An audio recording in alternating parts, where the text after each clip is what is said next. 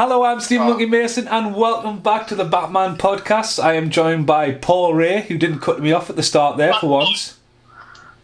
Bat Pods, man. Change it to Bat Pods. Hello, I'm Steve Monkey Mason, and welcome to the Bat Pods, along with Paul Rae. Is that better for you? Hello. We're also joined by Carl McSorley. Alright. And he's back. He's addicted. It's the legendary Large David, Big Dave. Alright. Alright. Right, so... Addicted what? Addicted to podcasting? Addicted to Randy joke. I said he dicted what? No, right. Joke. No. His dick probably broke. Right, so I'm pressing play on 3. Are you ready? 2, 1. Boop.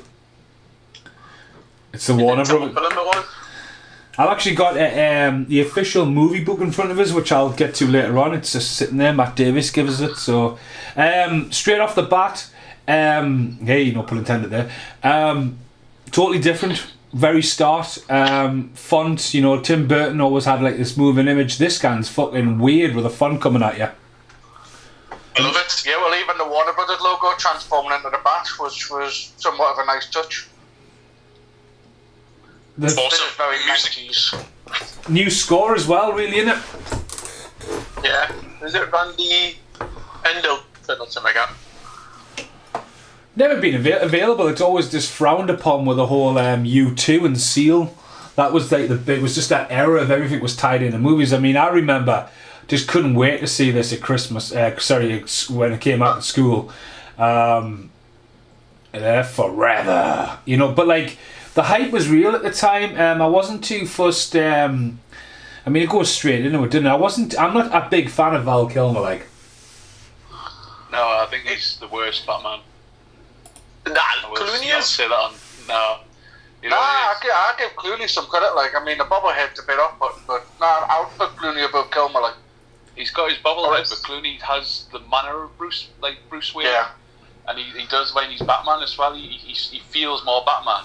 Kilmer just feels like a bit of wood with a bat mask painted onto it. Well, he was like the hot economy, wasn't he? It was like that's what like a superhero. I mean, not a superhero, but like he was the good-looking, athletic actor who was able to do this sort of role. So it's very common knowledge. I don't know if you guys have ever heard or seen the doomed journey of Richard Stanley, Island of Souls.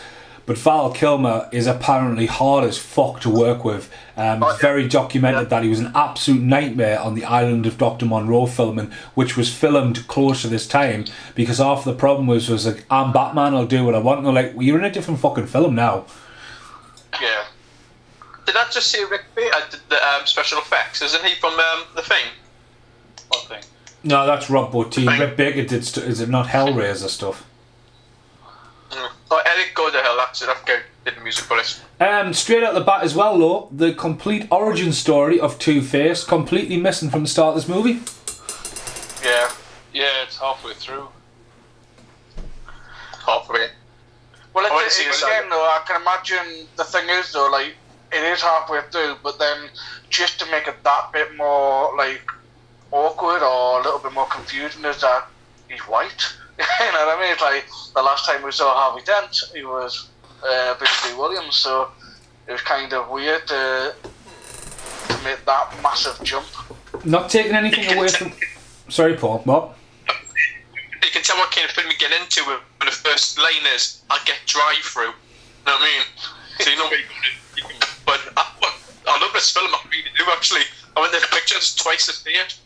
Oh, I mean, I was hooked on it when it came in. It's just like, I mean, Joel Schumacher, obviously director of The Lost Boys, but also director of other films with a darker tone, like Falling Down and But you see, Flatliners. Tone, to me, I've always seen this as the action blockbuster version of Adam West. Even the colours, the popping off the screen. So to me, like when you say darker, I think you'd actually done the opposite. No, you brought a lot of colour. No, I know. Sorry, Carl. I was on about Joel Schumacher being like he obviously did Falling Down, so he's able to do darker. This obviously, but then he comes in as this. Okay, yeah. But this is totally. I agree with that. It's totally out of Adam West. I mean, it's totally a comic book movie. Well, that's everything's like neon there, and it's not the Gotham that we had the last two films. It's like Gotham that we deserved. I think Gotham is bigger as well. The way it's automatically bigger compared to the second one, though. The second one was one set. I mean, was Tom Cruise offered Batman? Because here we go, we've got Val Kilmer and Tom Cruise's wife at the time there, isn't it? Tom Cruise would have made a good Robin. And I mean, yeah, it's because he's a short ass, but at the same time, it's just like, you can't have a Tom Cruise Batman. Yeah, I don't think he would have made a good Batman, but then again, I wouldn't think he would have made a good Robin either, because he would have tried to take every scene. At what point, though, would it have to be a running scene? Because I don't know if you'd ever pick up on it, but Tom Cruise I don't know if he demands it, but he must demand that at least one scene of every film he has to do like a 3-minute sprint. I mean, if you haven't noticed it, you'll never unsee it again. But watch any Tom Cruise film in the last, say, 5 years, whether Mission Impossible or whatever, every single film he does, he has to do like a mad run, where he's running like really fast for like a short period of time. Yeah, there's a Family Guy skit about it where they take the mick and say that he's actually running away from his gay thoughts. Yeah. I gotta say, I do like the score. Score's mint. It's the same every time you look for the score online. It's just the soundtrack. You know what I mean? It was heavily like molded with the mid '90s of pop music. You know what I mean? One thing I do agree about Batman Forever, it probably to me has the most iconic front cover. The whole, because it has all the characters on there, and it's sort of, you know, it was very, very heavily marketed, this movie. Well, listen, because I was looking at the makings again, because like going back to what we've already seen, so like the money's it's always making money, but it's fluctuating. So like first Batman, 35 million, made 411, which is obviously brilliant. But then Returns, it doubled its budget, over doubled its budget by 80 million, and then it came in at 266 million. Whereas this one is a staggering 100 million.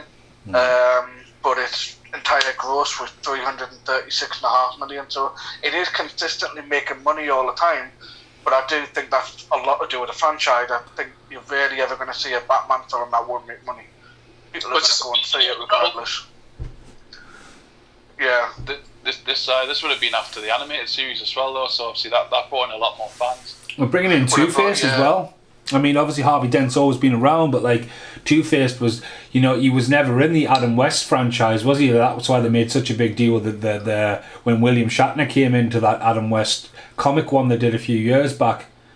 You know, because Two-Face is a newer generation bad guy.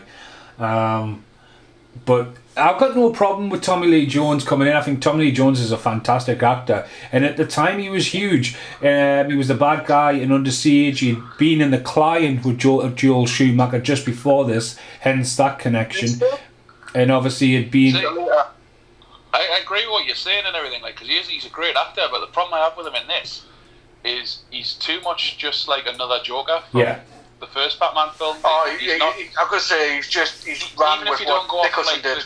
The comics and stuff, even if you just go off like just watching the films as a moviegoer, he's just Jack Nicholson again, like you say, but with the different coloured face, like the way he goes on, his sonar and his gadgets and stuff. He's not. Yeah, it just strikes me that Tommy Lee Jones doesn't know anything about Batman. No. I would have said that was his entire research. Oh yeah, I mean, think he's probably gone back and watched the other Batman films, and that's all he's done. Because it doesn't strike me as someone who's going to sit there and go, "Right, I'm going to read a bunch of comics. I'm going to look into the lore. I'm going to see what the character's all about." I mean, I could be wrong, but that's just my. A lot of them didn't really back in the day, though, did they? Because comics was still for kids. Yeah. The way a lot of people saw it, so it's not really until probably like the first Iron Man and Batman Begins, and that's them kind of films. Where actors started going, these films are actually massive and have huge followings. We'll do some actual research into them. Yeah. So I was just going to say, Tommy Lee Jones, he was in obviously The Fugitive, which was huge just before this movie. But he's the bad guy. But then it was that popular that he returned for the sequel called U.S. Marshals Do you know what I mean? And he flipped it. He went. He's such a good actor and all that. But I agree with you on that, Dave. And that he is just another Jack Nicholson. He doesn't really warrant. Like, he doesn't have that. He's not. He hasn't give us two personalities. The flip of the coin's one thing, but he hasn't, like, they've went for slap it down the middle, you know, funky this, funky that. But the character, there's no mentalism going on there as well. He's just an over the top Adam West villain. You know what I mean? Yeah, and that's part of my problem with this film. It's just like he's not a defined character. Like, as much as you can take the mick out of Arnold Schwarzenegger and his freeze, he's a different character altogether to any other we've seen in the films. Yeah. Well, I'd say because he's his own character. Yeah. So. You know what you're in for now, don't you? When he's rid the safe back into its proper place. It's crazy. And we just established though that of all the Batman toys that he's got, it took a hearing aid to get him out of this trouble. Well, that's it. If the god didn't have a hearing aid, he would be dead now. Oh, that CGI hasn't aged well. Jesus, fuck me. I mean, the whole thing here as well. I mean, going back to Batman Forever, when we were sort of isolated in that small box, whoever pointed that out spoiled that podcast. Because when someone said, "Oh, it's a bit set down there," we're fucked. The fact that they wipe out the Statue of Liberty here, and obviously, yes, Gotham is based on that, but it was never like New York, and that was, I think, different. Like, and there's also another thing about this thing as well. Batman Forever was so guilty for using so much footage that wasn't in the actual movie, like the giant bat sequence, but also here, where the bat wants to play, we'll play. Heavily advertised on the trailer, dropped from the movie. Yeah. And you can already see where the 100 million gone, I mean, for what they've done, like I say, CGI and action sequences. Yeah. I mean, we're 11 minutes into the film. We've already done pretty much more than what Batman Returns did in terms of like action. It's not just that; it's 90 CGI as well. It was expensive as hell, wasn't it? Oh, absolutely. I mean, it's just like crazy money. It's the time though as well. If they'd been setting up Tommy Lee throughout the last movie as well, and it starts off and you know who this is and you know like it's got to the extreme, but it hasn't. It's just sort of like, oh yeah. He's two-faced. Do you know what I mean? Yeah. That's another one. This one relies far too much on your own knowledge. Yeah. Do you know what ages a film? The bloody anti-lock. This just ages a film. It just ages there. They made 90s technology. It's an anti-thingy lock. That's it. Done. I would say though, out of the 4 films, I think, despite Val Kilmer not being my favourite Batman, I think he might be the best looking Batman in terms of the suit. But no, as in terms of the suit. See, obviously seeing Keaton in the first Batman in the Batman suit was awesome, but we can all establish that they never thought about the neck movement and stuff like that, and it looked a bit stiff and pang. But this, I think they've finally kind of blended it so that this is almost the comic character that we know. And it's his physique as well, and his face. He pulls it all off. He looks like Batman. Yeah. He just doesn't act like a Batman. No. Oh, the CGI. Jesus. I know. Yeah. It's like it's pre-rendered. Yeah. See, that's what. Are we watching a film or is it a PlayStation 1 game? Again, it's like I don't remember it. I mean, I like the pictures to see that, and it's like when you have a podcast and you really focus on it, you can't not help but see that now. Well, you're analysing it, yeah, of course. But also as a kid, you're not even thinking twice about CGI. When we were mentioning in the past, though, a lot of this was VHS time as well. Yeah. And VHS could hide a lot of mistakes. Now here comes the icing on the cake. Jim Carrey had been around for years, and Ace Ventura was a big hit. But The Mask and Dumb and Dumber was just they perfectly cast him because the first choice was Robin Williams, but he refused it because of the problem they had with it being the Joker in the original and being played off as we went into the last podcast. But Jim Carrey was just. This just made him a household name at this point. This showed a height of career. And he's great, it's great to see that he originally auditioned for fuck. Well, he originally auditioned for another Joel Schumacher film, and he said this role isn't ready for him, and Joel Schumacher didn't want to have him in the back. I don't think it was Flatliners, but I think it was St. Elmo's Fire. It was something like one of them older ones, and he just remembered him, and it was just the hype time. He was everywhere, Jim Carrey. Awesome. Yeah. To be fair, it's one of the few castings, because in this film, I don't think many people have been cast right, but he's perfect.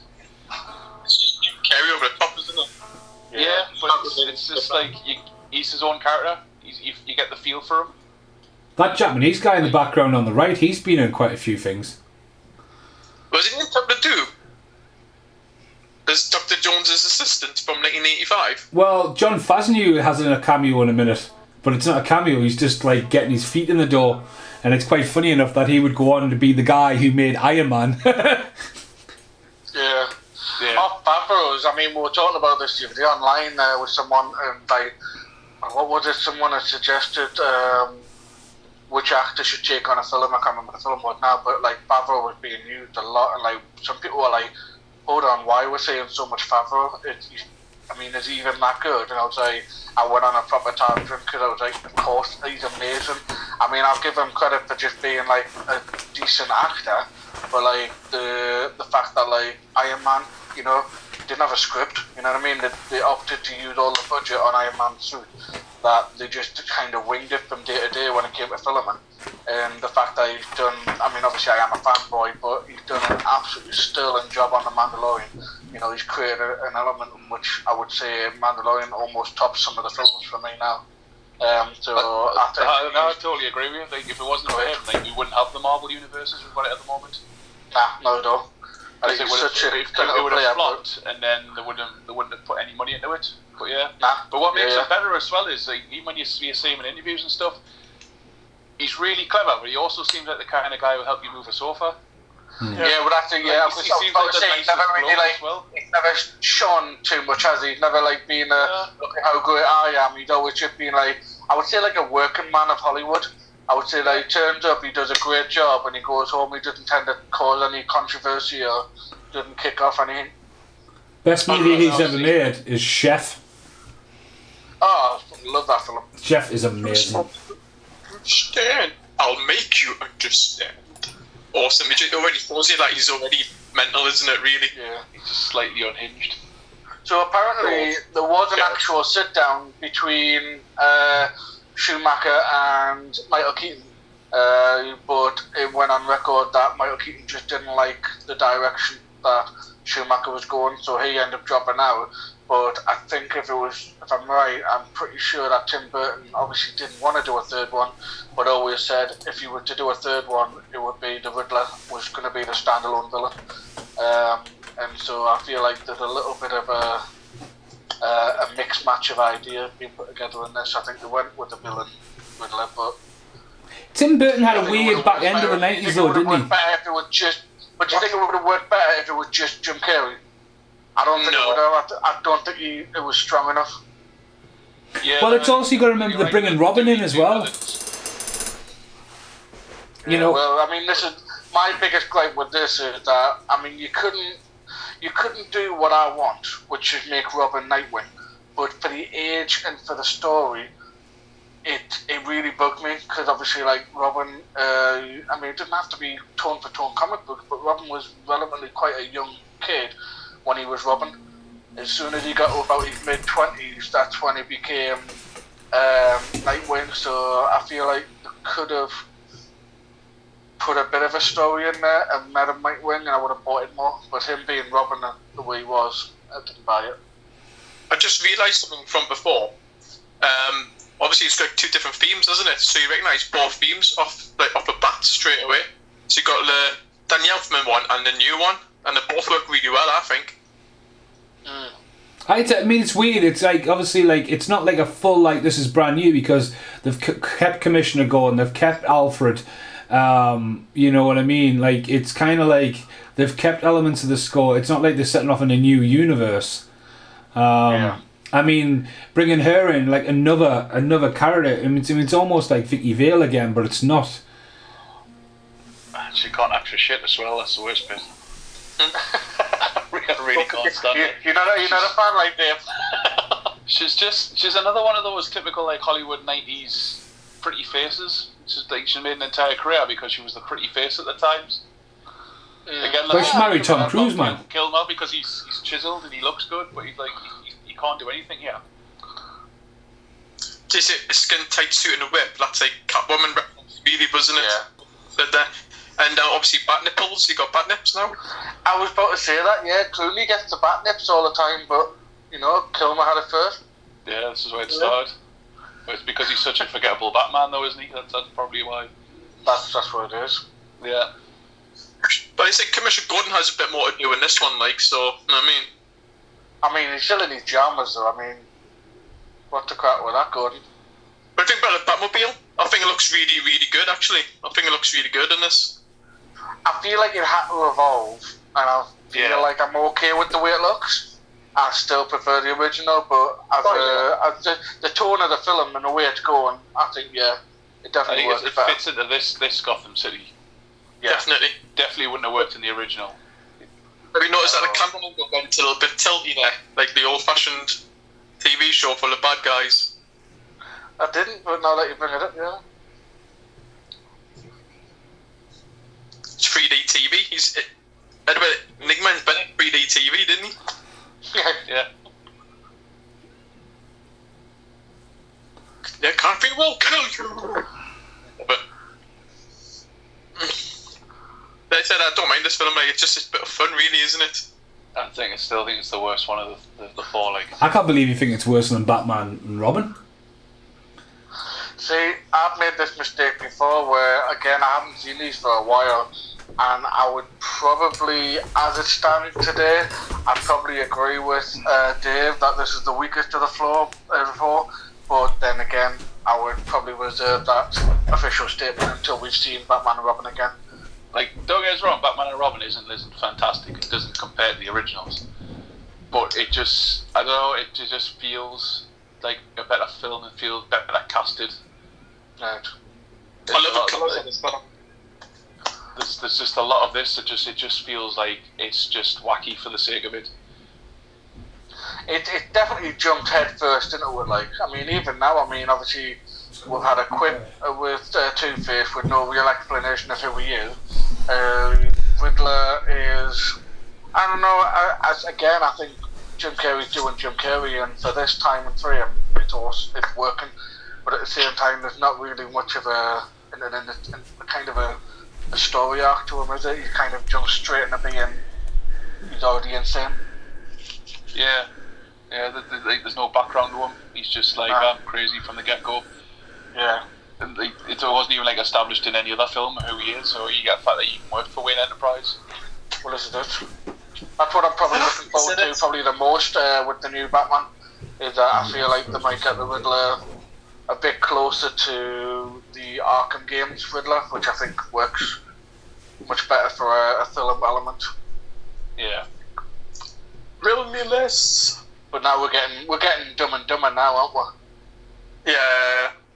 This is what you got paid for.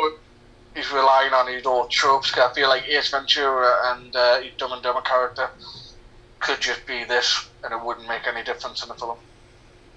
It's certainly not a knock, but I certainly think it's kind of, this is what you got paid for, like you say.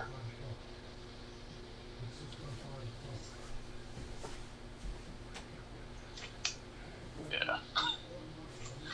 I like how later on when it goes from like long hair to short ginger hair, back to long hair, back to short ginger hair. It keeps changing all the time. I'll point out later on. It's crazy. He's going to cut it like the GTA barber. Yeah. Well, listen, how we lads, look at his technology. If a guy can't have his haircut changed every now and again, then again, what's to say you're not wearing a wig, Paul? I don't think it's for a head. But then he gets his hair like Bruce Wayne, because he idolizes Bruce Wayne, doesn't he? And he has a little mole, but the mole like changes like a bit. I can't remember. He has his hair like at the party like Bruce Wayne. He's kind of imitates Bruce Wayne because he's kind of like a psychotic. An obsessed. Yeah. Fangirl. Dun, dun, dun, dun, dun. Oh God, that would have broke his neck. Because that's gonna be the worst way to go, like, in this film.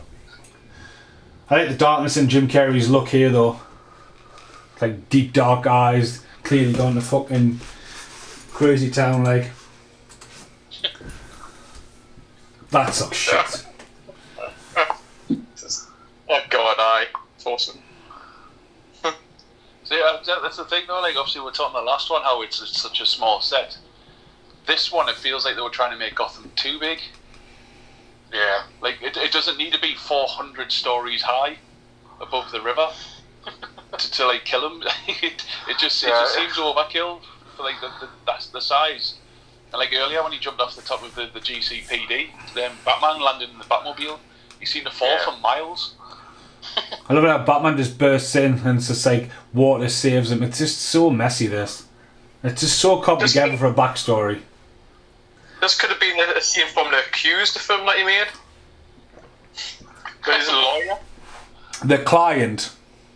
That's it, yeah, I knew something like that. You could have, like... It doesn't make sense, does it, though? Like, why, I mean, that, I know he wasn't, but all I can say now is just Batman sitting with everyone else, fully costumed and everything. Just like in the middle of the eye. I mean, the CCTV in this is... This actor on the left here next to Jim Carrey, he's been in quite a few films. No, the guy from before. Okay. But it's when you see the CCTV and he's running down and you think, how did he do that? Yeah. I feel like I know they didn't, but I feel like throughout the film and they thought, shit, we forgot to mention who Two-Face was. Let's do a day scene. Let's do one day where we just do a quick thing just to explain it, because there's no thought process into that at all. There couldn't have been. No, it's just a throwaway scene, isn't it? Just to please the moviegoers, basically. There he is on the left, far left, John Favreau. Favreau. There he is, far left. They got CGI, yeah.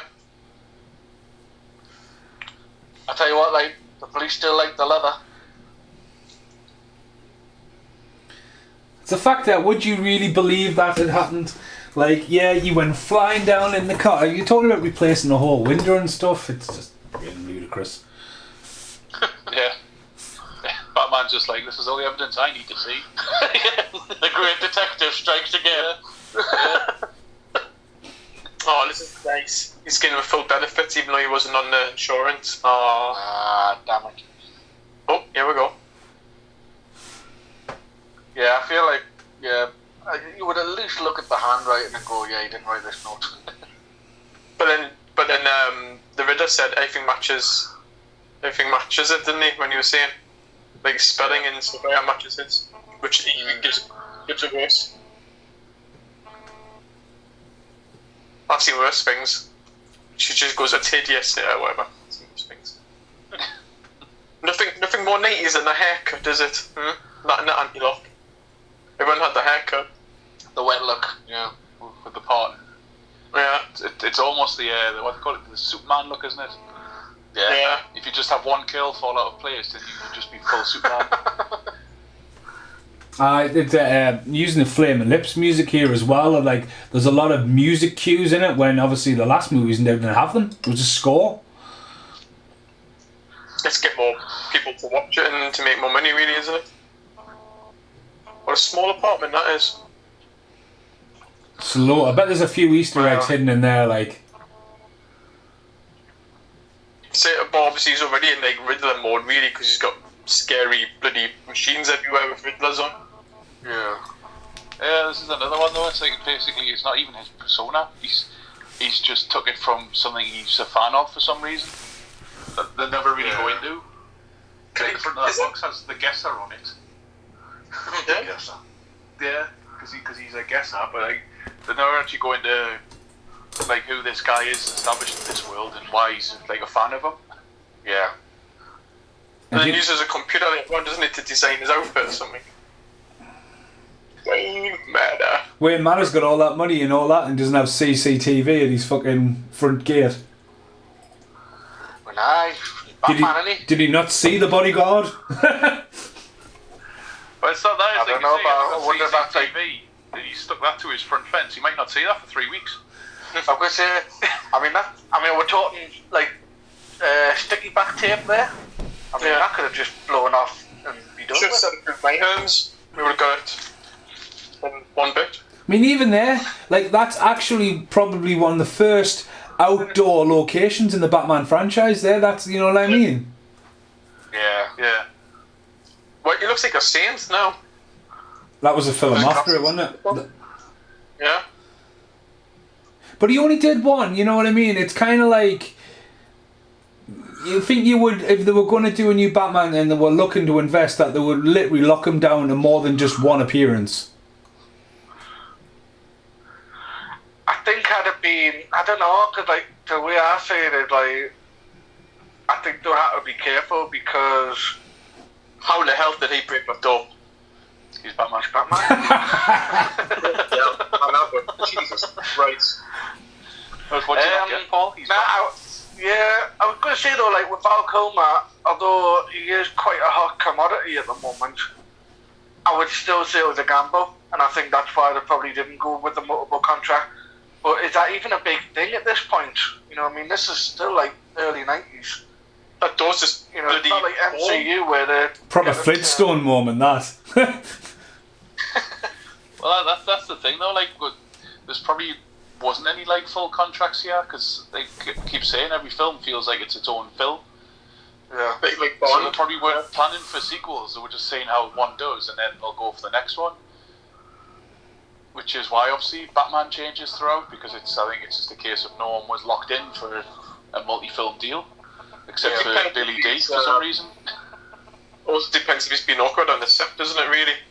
Well, like I say, Mason mentioned he's not the easiest to work with, so they might have like just quickly dodged a bullet in that respect. I believe that Netflix now has that documentary, The Doom Journey of Richard Stanley. It is absolutely a tremendous documentary. But like they're all, I mean, Val Kilmer and Marlon Brando were both like feuding. Like, I'm not coming out the trailer until you come out the trailer. Val Kilmer's been caught on record of burning people with his cigarettes and just turning around going, I'm not working today, I'm Batman. You know what I mean? It's been very, very like documented in that documentary. It's fucking absolutely ludicrous. But that was literally after filming this. So it's just his state of mind. But he sort of he had a big fall. I mean, after this, The Saint, and then that was really it, wasn't it? Really, for Val Kilmer. Like he spent a lot of time in like little odd bods and popping up roles, but not really anything huge after that. Or am I missing an obvious one? I don't know, but I was just looking at my notes here, and it does state that Schumacher apparently described Val Kilmer as childish and impossible. Apparently, Kilmer refused to talk to him for 2 weeks. So that could be why he didn't get us back. 1995 films, we've got Lynette, Hackers, Crimson Tide, Heat, Bottom of Forever, Sudden Death, Nick of Time, 12 Monkeys, Quick and the Dead, Seven, Rob Roy, Showgirls, Braveheart, Billy Madison, Waterworld, Cutthroat Island, Jumanji, Judge Dredd, Dial of Species, Vengeance, Darkman 2, Congo, Ghost in the Shell, Mountain Morphin Power Rangers the movie. Ace Ventura also came out that year, but obviously that was more of a videotape than anything else. More rap. Yeah, again. Yeah. big turning point in cinema there though. Like Seven, totally changed cinema. I think of like fucking what you could get away with, showing at the pictures, how dark you could go. So what do you think about Chris O'Donnell is like being Robin? I think is alright, but I have never seen anything else. Well, Chris O'Donnell's made a career for himself as NCSI, hasn't he? So I could say him and he should be Nightwing. Yeah. Because even the suit. The suit was Nightwing suit, really. But his look and his cocky attitude and everything, like he's Robin. Like he is Dick. Yeah. As you read him in the comics. Now, Chris O'Donnell is the replacement, though. As you know, the original Robin is Corey Haim. And Joel Schumacher was just like, yeah, we're going to give Haim his big comeback. We're going to make him Robin. And Haim felt so much pressure, because I read this in his autobiography, that when he got to the audition, he decided to take something to calm him down. And of course, he had no fucking clue where he was. And Joel Schumacher was just like, you need to go to rehab. And it's very documented that, you know, Haim was so disappointed in himself, but he felt the pressure. And Chris O'Donnell came in and was just the opted choice to replace Haim as Robin, and that's why Corey Haim pops up briefly in Batman and Robin. So who also turned down the role though of Dick Grayson? Because obviously it wasn't Chris O'Donnell who got it, so it was actually an actor who turned it down for the same reason Michael Keaton did. That he didn't like the tone of the film, and he's decided against it. Quite an A-lister today, actually. Yeah. Anyone want to take a guess? Considering age-wise this time of year, big star. DiCaprio. Yep. Yeah. Alright, Leo. Apparently he was turned down the role. He just said didn't like the tone. Well, Leonardo Which is DiCaprio. strange because I think that's dodging a bullet because I like DiCaprio, but I don't know if he couldn't pull off Robin. I don't think. DiCaprio had just been nominated for the Academy Award, though, hadn't he? Because obviously that's you're talking the year after What's Eating Gilbert Grape, and Yeah. DiCaprio would go on to do stuff like Basketball Diaries around this time, and he was more about the acting. He always has been about the franchise. Well, that's it. I mean, he's one of the top names that still pop up. And who could the MCU get? You know, because obviously now that we've had like such a massive string of film, they're talking about who else. There's so many characters that haven't been used in the comic world. Like, who else could they possibly get to come in? And his name does pop up. Man, I'm still struggling to see him in like a comic book film, even to this day. But then again, like I say, you can't knock his performances. So. That's it. He does give 110 to like everything he does. Yeah. Like his early career, I never really cared for, but then I think because a lot of the films he was starting to get typecast as the pretty boy. Yeah. But then I think it was years later when I watched The Departed, and I was just I've misjudged this one. I think it was the Basketball Diaries. The first thing I saw him in. I only saw Eating Gilbert's Grapes was like years. I only saw that like a couple of years ago, but I remember Marky Mark, and I was like, "Fuck me, what's this film all about?" And I'm not really expecting the film to be anything like it was. And then I thought it was going to be like, I mean, it sounds generic, but like I thought it was going to be like a sports film. It was going to be like, you know, basketball. You know, it's like because obviously they are playing basketball in the school and everything. But when you finish that film, it's like, Jesus Christ. A lot of work went at that, like for him. No, there is Two-Face. Live on TV. I've got to say that makeup's alright, I think, like. It fits this film, but it's cartoony. It's the I don't know. They couldn't do it like it's wrong. It just I don't know, like he does just feel like a fractured Joker. I've just normal Harvey Dent is basically he thinks he's all about justice, and like there's none of this is basically justice. This is him just wanting just to kill people for fun, which is again the Joker. Yeah, he's an obviously. Go ahead, Paul. Sorry, because I want to read something out. Obviously they got the Dark Knight Two-Face, which is pretty like graphic, wasn't it? The CGI. So I don't think they could have waited this in 95 Norway, but I think the makeup's looking alright. Yeah, but the Dark Knight one works a lot better though because the two personalities are still Harvey. Oh yeah. They're just basically what Harvey the face he puts on and the face like, he wants to be. Whereas this, he's just like he's got no like he's not hiding any of his inhibitions. He's just out there. And like, I don't mind, even the cartoony side, I don't mind too much. But then I think it's because this film suffers from the same thing like the first Batman did in a way, where it's trying to mix styles. Like where the first one was kind of who do you call him? Burton being sort of castrated almost, like can't go full Burton on this one. You could feel the Burton, but he's not all there. And the second one works a lot better because it's full him. And I think this is the problem with this one, is it's like Tim Burton, but someone's made it a bit of a cartoon, and I think that's why tonally it's just horrific. The producer did it at the start. This is produced by Tim Burton, so he's never lost it. Like, just to read out this. Think about. No, go for it, I just want to quickly read this out in Corey Haim's autobiography. There's an absolute wait till you get this, because you guys will laugh at this. Batman movie which would go without Michael Keaton. At least the producers were confident at this time what Joel Schumacher wanted to forget to him of the role of Robin. Schumacher says, I saw Corey as a fantastic actor and got off the rails. I thought it was a perfect role, and still an enthusiastic and bounce energy that we did with the Lost Boys. He would be the perfect cast for Robin. I saw some of his recent films and he still had the magic. A meeting was set up for an audition between Corey as he came in to audition with George. Although the producers were not happy with the invitation, Haim did show up for his morning February audition. It was a choice that Joel Schumacher regretted. Unfortunately, Corey Haim turned up juiced of antidepressants and something else. He was completely off the rails during the audition and suiting. George came up to him after to make sure that he was okay and sort of sat down and talked with him. It then goes on for a full paragraph of how George Clooney looked after Corey Haim during the audition. So whoever's done this fucking autobiography, it's Val fucking Kilmer.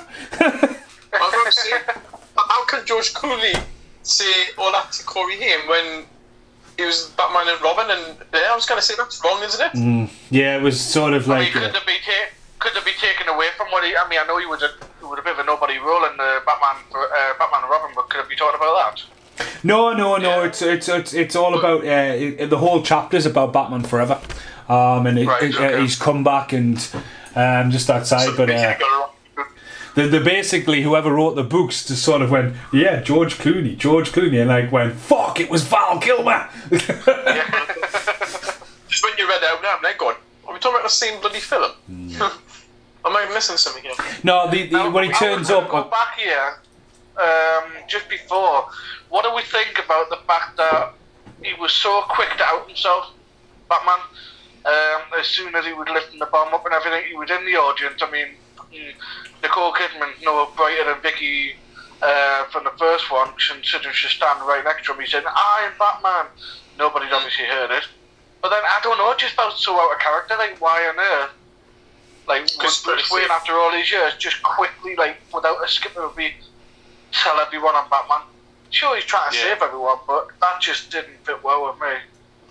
Perhaps no one would believe him. They're just saying it just for just to save a few likes, thought that might not work. Actually, you're right, like. And then there's also this as well. So, like, I think had Robin or Dick Grayson been a younger character, all this would have made sense. But, I mean, I don't know, like, how old's Chris O'Donnell in this? You know, probably, 21, 22? No, he's older than that. Well, my point being is that he's so old that I don't understand, like, the whole Batman trying to adopt a kid the way he did in the comic. This just seems weird when it's a bloke, Yeah, he's just like, I just want that man as part of my house for now. Yeah. And everyone should be going, hang on, there's something going on here, like. Yeah, I can say, hold on. Anyone looked into this Bruce Wayne guy? He's quiet. He stayed out of limelight, and now he's trying to adopt a 20-odd-year-old. Yeah. Although that's pretty much Joe Schumacher, wouldn't it? And let's bribe him as well. Let's like keep him interested. And why don't you come and enjoy all my money? Yeah, look at all these bikes I've got. That car looks like it's a speed racer. The white one. God, I didn't. That's one film I never finished. Speed Racer. Fuck me. It looks amazing, but that's it.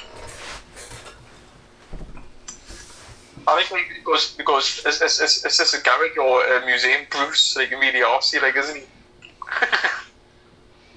That's what I mean. Like, he's got the attitude of like Dick Grayson and that, but he's the attitude of Dick Grayson. When he is Nightwing, it's. But I think we haven't earned it, have we? We haven't earned that character yet. Yeah, Again, going in. Literally just been fought into the universe. Again, if you look at the structure of the movie, you know, you fast track Two-Face in as a credible threat. You forget about his backstory. You whip it up there. You've got the progression of the Riddler, then bringing Robin into it. You know, you don't really need Batman in a relationship with fucking Nicole Kidman. You just don't need Nicole Kidman. Nicole Kidman auditioned for Flatliners and lost out to Julia Roberts. That's how Joel Schumacher knows her. So I listened to the comedy track a few nights back. Well, here's a random fact. Val Kilmer learned that he was the new Batman while he was literally in a Batcave in Africa doing research for The Ghost and the Darkness. That's a good fucking. The role without reading the script. That's a good signal to get. Has anyone ever seen The Ghost in the Darkness? Nah. No. Like literally, I mean, I've got like my mum growing up in Kenya. She was like, "Oh, you need to see this film." That's what it was like when I was a kid. So I went to the pictures to see it with her because she went to the pictures twice to see it, and like Michael Douglas is in it, Val Kilmer's in it, and it's all about like trying to build the train tracks in Africa and all this kinds of stuff. And then Michael Douglas just disappears halfway through the movie. Oh yeah, he was killed in the middle of the night. It was almost like Michael Douglas was fucking fired from the movie and then Val Kilmer just had to wrap it up. The thing about the Batman films is that he's killed the Joker who murdered his family, but he's still having trouble, really, isn't he? But it's the same thing again and again and again. Well, that's what it was on about with a big bat, that huge, when he's like staring down the eyes of the bat and all this. Again, going back to the fact that we're getting more Bruce Wayne backstory when we're trying to get Robin, the Riddler, and it all going. You know, there's a lot going on with this one. Well, I mean, that's what we were talking about earlier on, like, with the other films, is that, like, I mean, that's why the Batman and the Joker work so well. I mean, Batman is clinically fucked up, you know what I mean? It's like, we all see him as like the steadily, you know, Bruce Wayne, but to live his life the way he does, to be Batman, I think there's a lot of psychological problems there. So it's clever that they're still going back to the fact that he would never get past the death of his parent, because it's clearly traumatized him so much. But I feel like obviously nobody really applies that to the character that much. They just go with the idea that he's cool and crisp as Batman at all times. I've got another one in the maybes. I think the kid who plays young Bruce Wayne's the kid from Sandlot Kids. I'm going to check that out. It's a bit where Alfred goes, you said I killed them, not he. He said I killed them. So obviously Bruce Wayne takes responsibility for killing his parents. Well, yeah, because he was being a pussy and he couldn't handle Zorro. Yeah. Or whatever it is we're watching. Because it was dodgy back alley street. Yeah. I was going to say, what was it like? Isn't it like something stupid like Bad News Alley or something like that? Like the one street you should never go down in the middle of the night. I don't know if it was then, but I know after they died, it gets called Crime Alley. Right. It's like, that gives you a hint of what might be down the alley. Was it in the Joker that one of the people who like looked up to the Joker was the murderer in the Joker?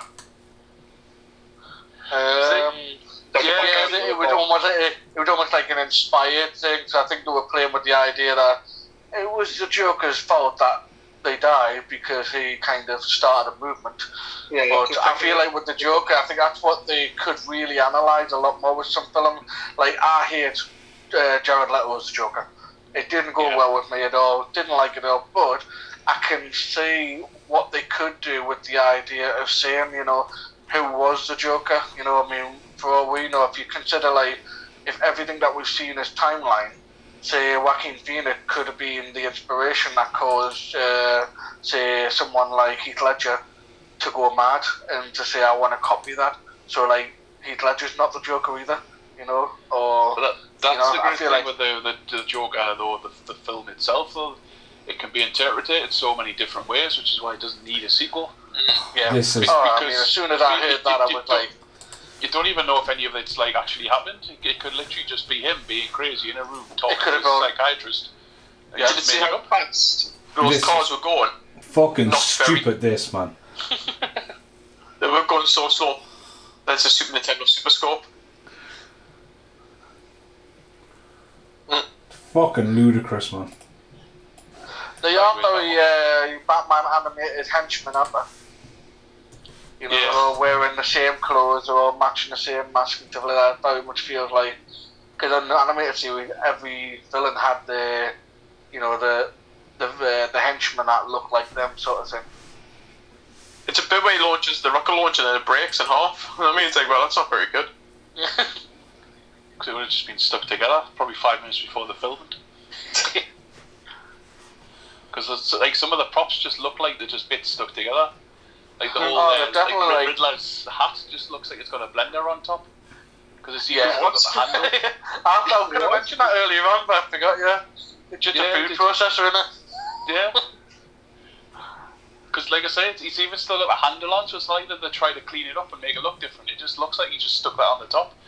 And then when he gets big and rich and can improve on his design, it's the same thing. Yeah, there's no improvement whatsoever. Yeah, like the original Model E King, fair enough, he's probably just reused parts. But then it's just exactly the same thing, and the giant one looks the same. Ah, this is just ludicrous. Fucking driving up a building, man. Like, what the fuck? It's a bit like crankshafted also when it goes past the windows and people are looking. They crank it up really quick, don't they? I mean, what happens when he gets to the top? I mean, it's just fuck off, man. I think we're all on Dave's level now. So why this film didn't work. We're gradually getting closer and closer. I mean, imagine there just like blowing your windows out. See, that's Adam. I mean, that's just Adam West with the rope, isn't it? When he's climbing up a building, when he's clearly the camera angle just inverted. And without Sammy Davis Jr.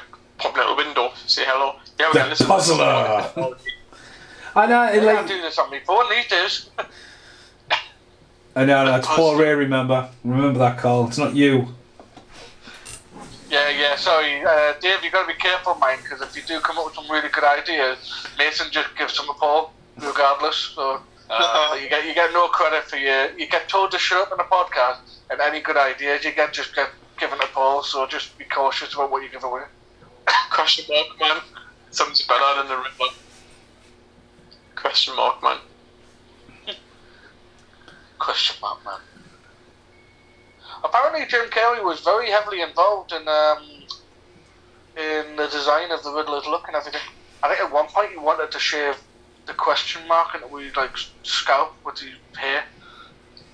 But and then never seen you have this long hair again.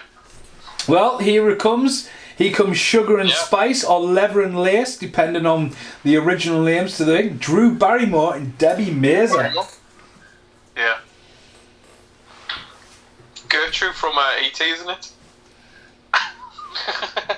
Yeah, the funny thing is, I've never really referred Drew Barrymore to be and nothing against her, but she's never really been my type to be attractive, but she's doing it in this film, Well, this is the start of Drew Barrymore's big comeback, though, wasn't it? Because she was in this, but then Scream came along, and that was it. She was fucking. Yeah. She really battened down the hatches, got herself straight and narrow, and had a massive comeback. And this is the start of it. Well, didn't everyone kick off though? Because they thought, oh, get in, we've got a Drew Barrymore film, and then spoiler, she died 5 minutes into the film. Well, that was doing the whole Hitchcock Psycho thing. That was one of the oldest tricks in the book. That man. Yeah. Did that with Bryan Cranston and Godzilla. Oh fucking hell! I hate that. That's such a bad film. It is. It's terrible, isn't it? It was just. I get it. I get why they did it, but it was clearly we need a face who's big enough to get us into the films, and obviously Breaking Bad had just finished, and it was really highly praised, even for the finale, which most TV series don't get that much. And it was just a case of saying we just want to put them in there so people go and see this film. And the cheap shot completely by just getting rid of them straight away. It is, because I didn't mind the film, but that was my main complaint with it. Was Bryan Cranston just didn't need to be in it. Nah, he was like you say, he was cheap shot to get you through the door. Yeah. And since you're here, you might as well watch the rest of the film. Well, that's it. And then if you hold on right to the very, very end, you might see a tail, Yeah, I do love the Riddler's outfit. Like, it is really good. Yeah, I mean, like I say, you can tell it's been very heavily, obviously, again, going back to Batman 66, but I feel like it works for this film. He's like, he already owns that kind of eccentric look. And he's had a haircut. Yeah.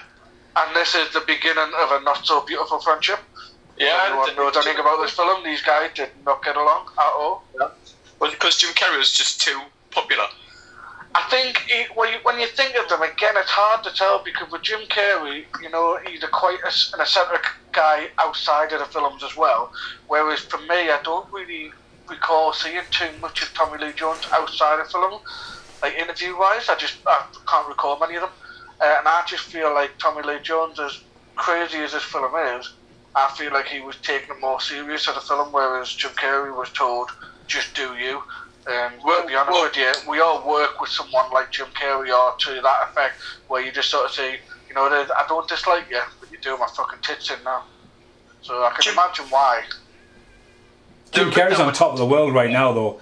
Do you know what I mean? He's literally... Because wasn't it like he came back to Ace Ventura and then it was Cable Guy and he was the first actor to ever get paid $20 million to be in the movie or something, wasn't it?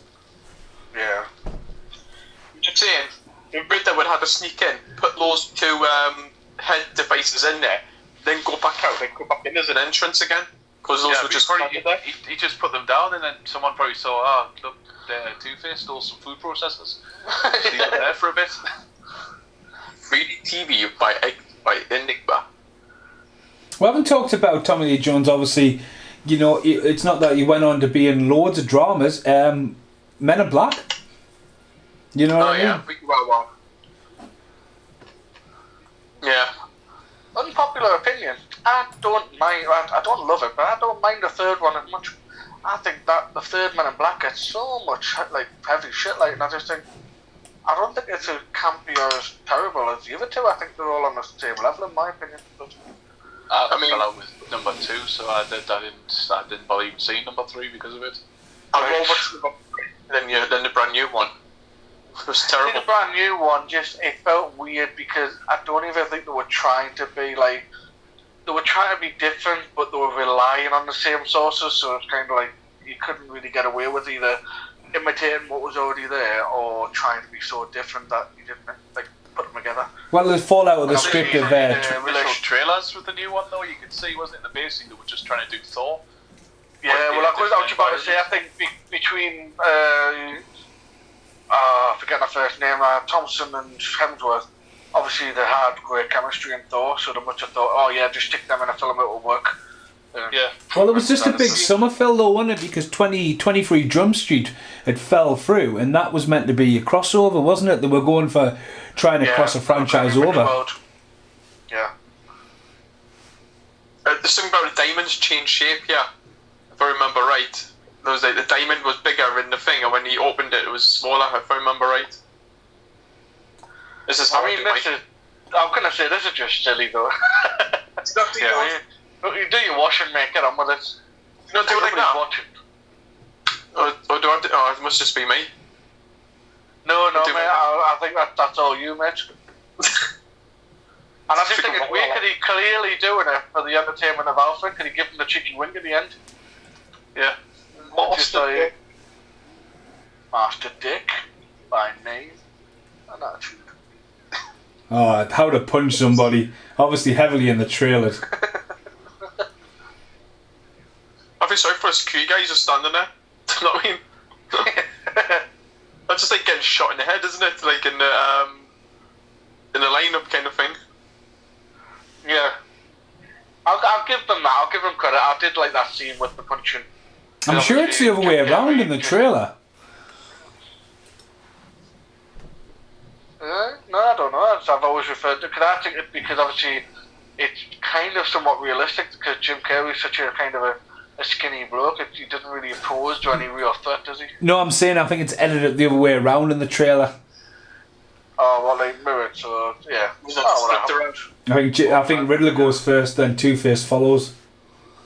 Right. But then again, with trailers, you can never trust anything, can you? Especially nowadays. Well, going by bunches, I don't know if you recall when they released the trailer for Jason Bourne. The great kind of, I mean, it's nothing really, but it's a great like sequence to use where you're clearly having this kind of bare knuckle boxing match, and Matt Damon throws a punch that looks like you think, well, that's very that guy. I think he's dangerous, but then for some reason just completely edited out in the film. It's like, what? Or I don't know if it was edited out, but I think they used a completely different angle that just didn't work at all. And I just thought it looks so much better in the trailer. Alfred is so patronising. I do believe that's why I call him the Riddler, sir. Alfred had, but the criticism that we're giving Batman so far for not being as clever as he should be, Alfred's had enough of these shit. Like Alfred's sitting there climbing stairs every 5 minutes just to get to the Batcave. It's this one where Bruce is taking the slide. Yeah. It's this one where they go trick or treat to Bruce's house, yeah, and they knock Alfred out, but then he moves the tree out of the way so he can get in the house properly. If you watch it later on, if I remember right, I always picked it up on the way video. Yeah. They say they go trick or treat and then like knock him out. He falls to the floor, then he moves the tray, even though he's supposed to be knocked out, and then walk in. If I remember right, so don't stand on it. Right. This is straight out of a comic book. This type of kind of scheme. It's a proper like villain scheme, but it's, I don't know that they've proper like hammed it up, just obviously because it needs to be on the screen. Oh yeah, because you wouldn't have the green flowing lights in the comics and stuff. You would just have, here's a device, and now he's getting all the information from it. Yeah. Is this Amazon?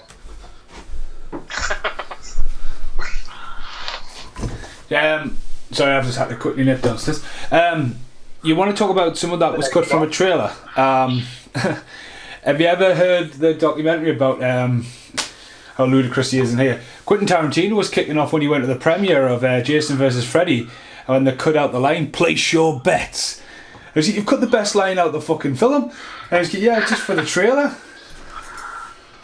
Those tapestries with like millions of dollars. He's just swinging on them. Yeah.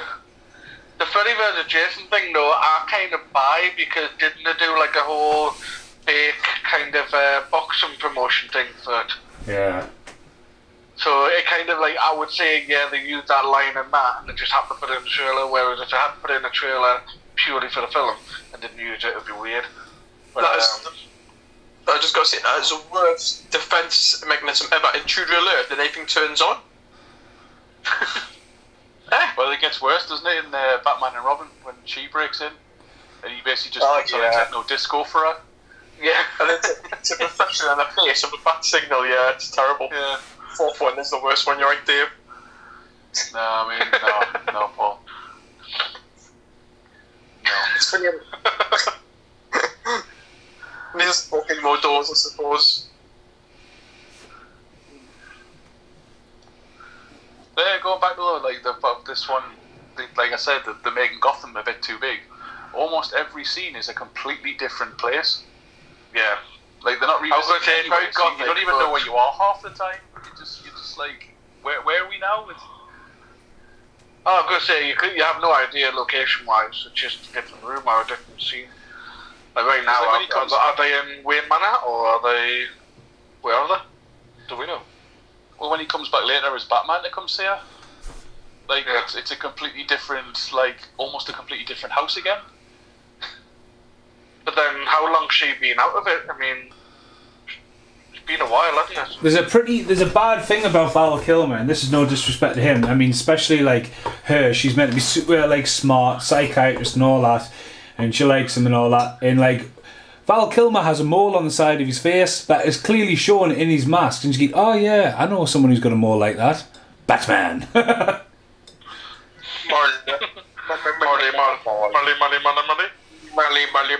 Mr. Powers. Mr. Powers. But then again, though, if you're going to make that argument, I mean, how if Lois Lane, you know, award-winning Pulipus or whatever you call them, like proper high-end journalist, but a pair of glasses gets in the way. She found out in Superman 2 the Richard Donner cut. Yeah, but didn't he just kiss her and then she forgot? like more swimming these days. Unpopular opinion, I don't really rate the Dunkirk that much. Well, I don't think it's a bad film, mind, but it's not world-changing compared to the first one they put out. It is to me. To me, it's the best one ever. I hate Superman 2. So bloody boring. Bloody Paris. I mean, don't get me wrong, I thought that you needed someone like Richard Pryor in the third one just to kind of spice it up a little bit. But if you're going to go for a boring Superman film, call it Man of Steel. Definitely. Nah, I would backfire on that. I think the most boring Superman film is Batman Returns. I mean, he's essentially just a twisty emo in that one, so no. Superman Returns. Yeah, Superman Returns, yeah. I remember last night, we watched Rear Window last night, and Britt was like glued to it. And I was like, this is a fucking amazing film for 1954, man. And I was like, oh yeah, got a remake in the 90s, you know. And she goes, oh, did it? I was like, yeah, Christopher Reeve was in it. And she goes, alright. And I was like, do you know who Christopher Reeve is? She was like, nah. I was like, Superman. And she was like, it was perfect casting for that. And she went, why? I went, because he ended up in a wheelchair. And she was like, how? I was like, he fell off his horse. And she was like, oh, I didn't know. I was like, have you not seen Superman? You know who Chris? She's like, nah, totally oblivious to it. Can I just say, that's a smartwatch in 1995. Yeah, you got another watch, haven't you? Batman's got fucking literally like bouncing on the fucking cars. Well, a little fact to know that apparently Chris O'Donnell is the only person to actually drive. I believe, I might be wrong, but I'm fairly confident he's the only person to drive a Batmobile. Apparently, they've all been stuntmen in the past, but I think he might have a license, or he might have been notoriously a good driver. He insisted that he wanted to be the physical driver. Now, the guy... You'd want it, wouldn't you? The guy who's the head hunchman here is Don Dragon, you know. Which is? Yeah, actor, man. He's in loads of martial art films. Oh, man. How man? Martial arts films?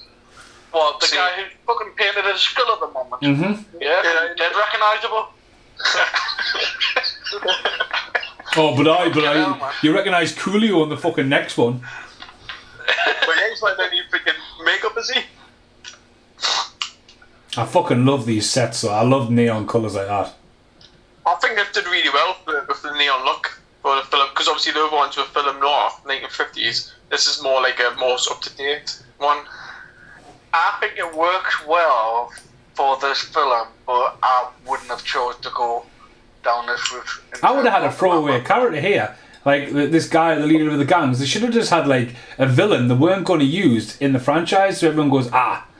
Do you know what I mean? Because isn't that like that with Victor Zsasz in the Dark Knight series, isn't he? He's randomly in one of them, isn't he? Yeah, just a throwaway, yeah. But obviously in the mid-90s and 2000s, when all goths and stuff, wasn't it? It was all neon and dance stuff like that, wasn't it? I don't know. Cyberpunk era, wasn't it? Like hackers. Yeah.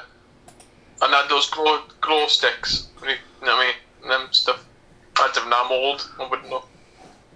Because see, you certainly sound like you're down with the kids. That's a bit rapey though, isn't it?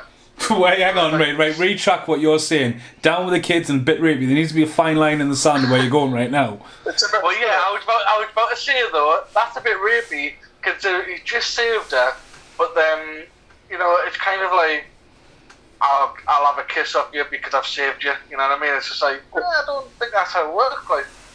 Because she goes, because she says, doesn't she, does Batman never get a kiss or something like that? It's weird. I mean, Robocop never got a kiss when he saved the wifey, did he? You know what I mean? No, he didn't even look happy that he saved her, though, did he? You are it. Then again, I mean, it was pretty close to a fanny.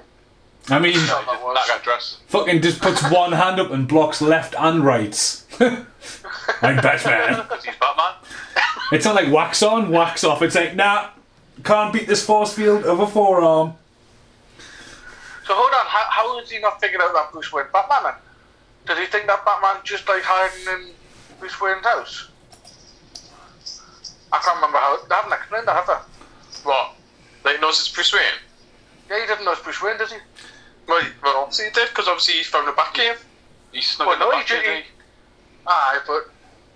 because I haven't got a sound on, that might be throwing it off a bit. It just felt like he was...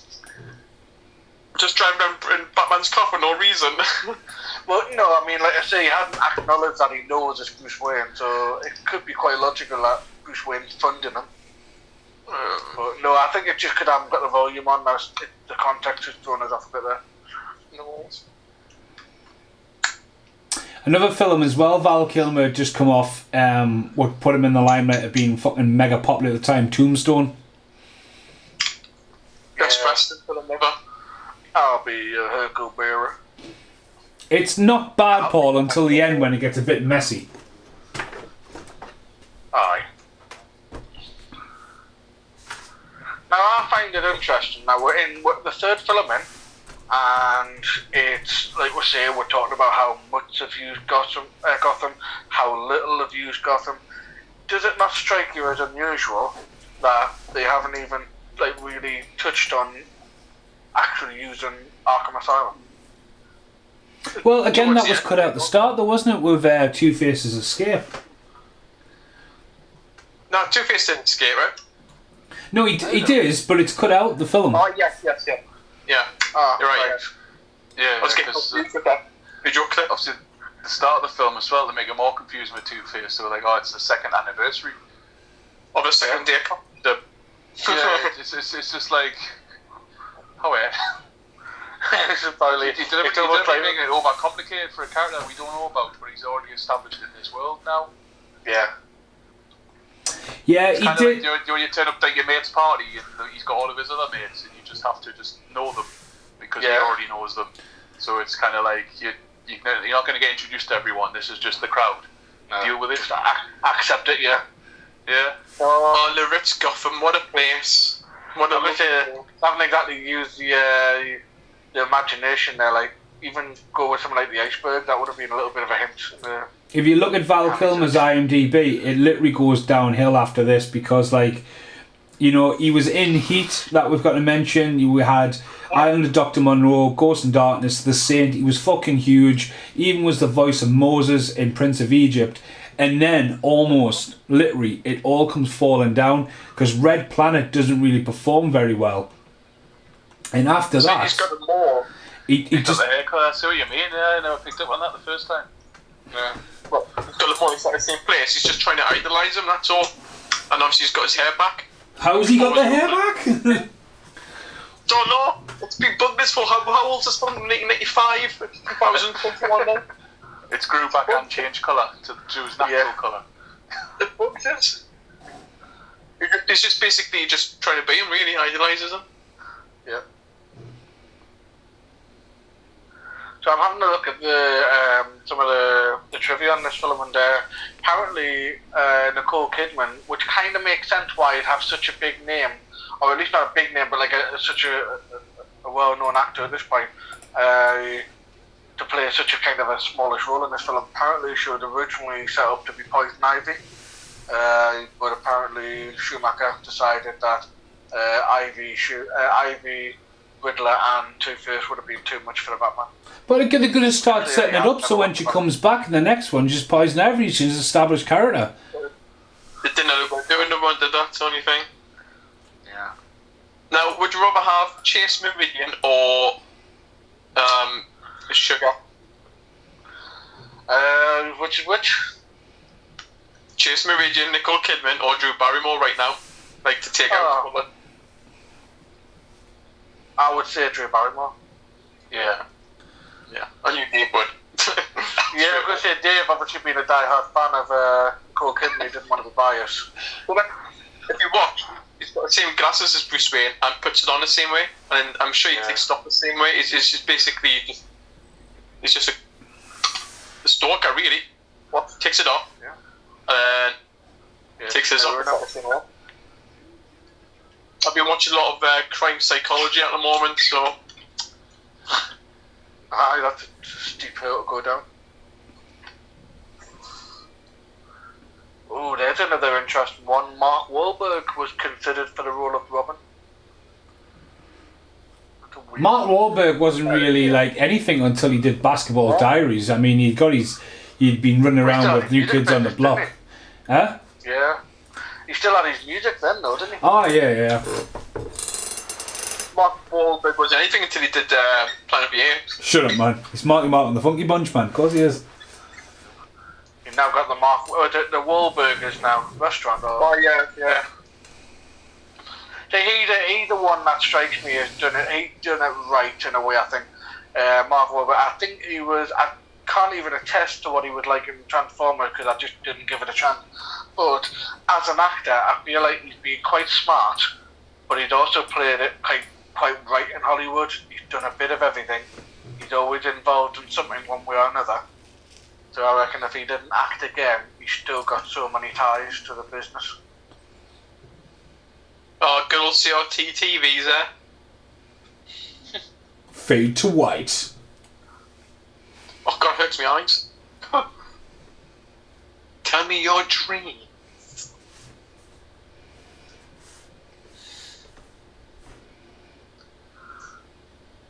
Oh mate, Sony Trinitron, man, look at it. Proper Sony little Trinitron TV. God, eh? That's like, remember on the Saturns? Anyone ever had a Saturn game? A Saturn computer? Yeah. Oh, Sega Saturn. You used to put the disc in a flying ship and all that, and it would fly around and all Oh, that. yeah. No.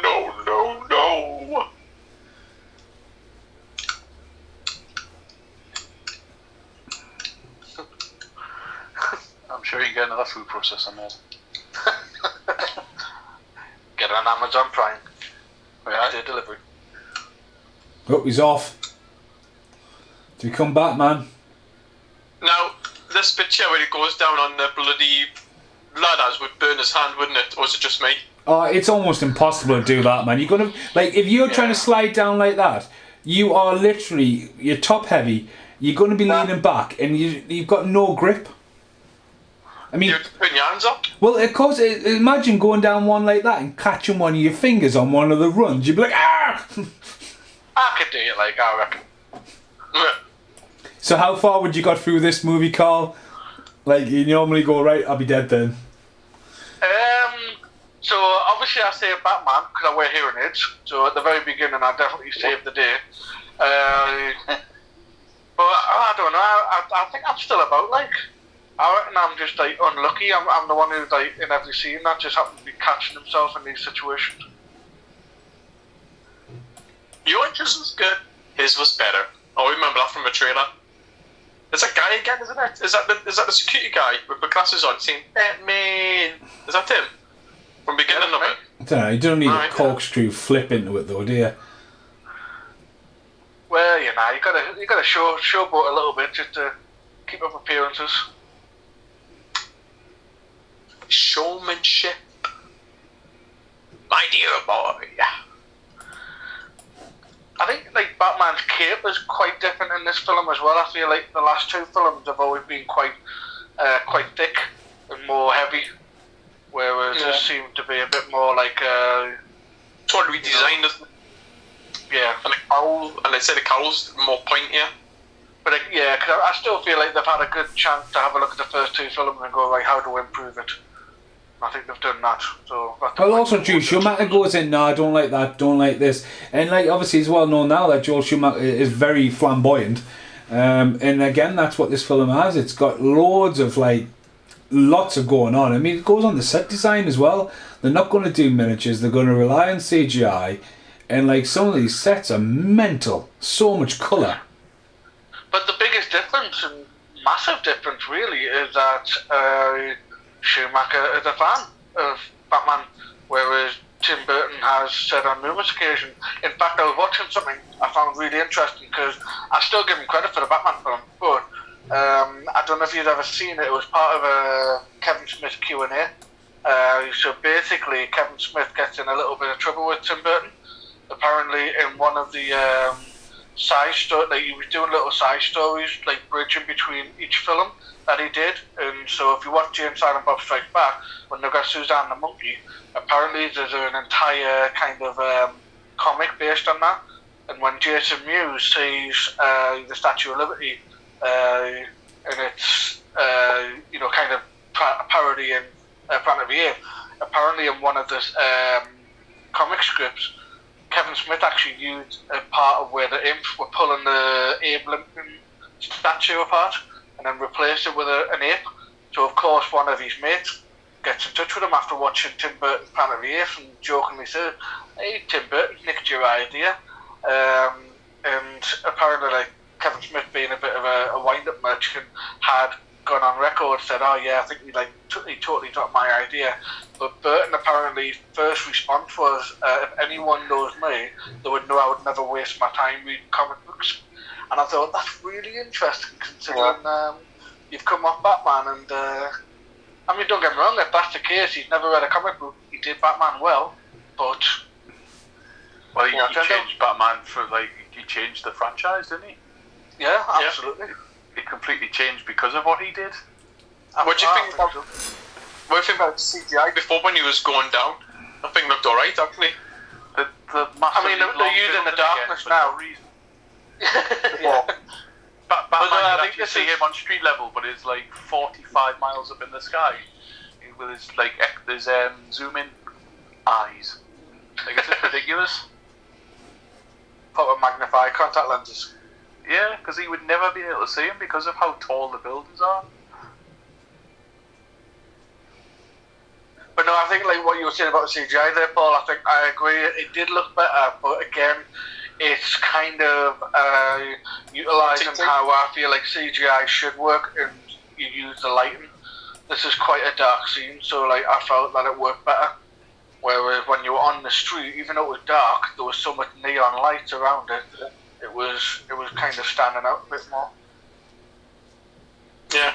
There's so much going on that year. I mean, the year this came out, Waterworld and Die Hard 3, I remember them being heavily advertised. But back then, when you would go to see this, you would have to go to the pictures to see it. There was no other way. It wasn't going to be exclusive on streaming or anything. You made an event to go and see this at the pictures, and that's why it literally had everything pushed in, because the more it does at the pictures, the longer it stays at the pictures, and the more money it makes.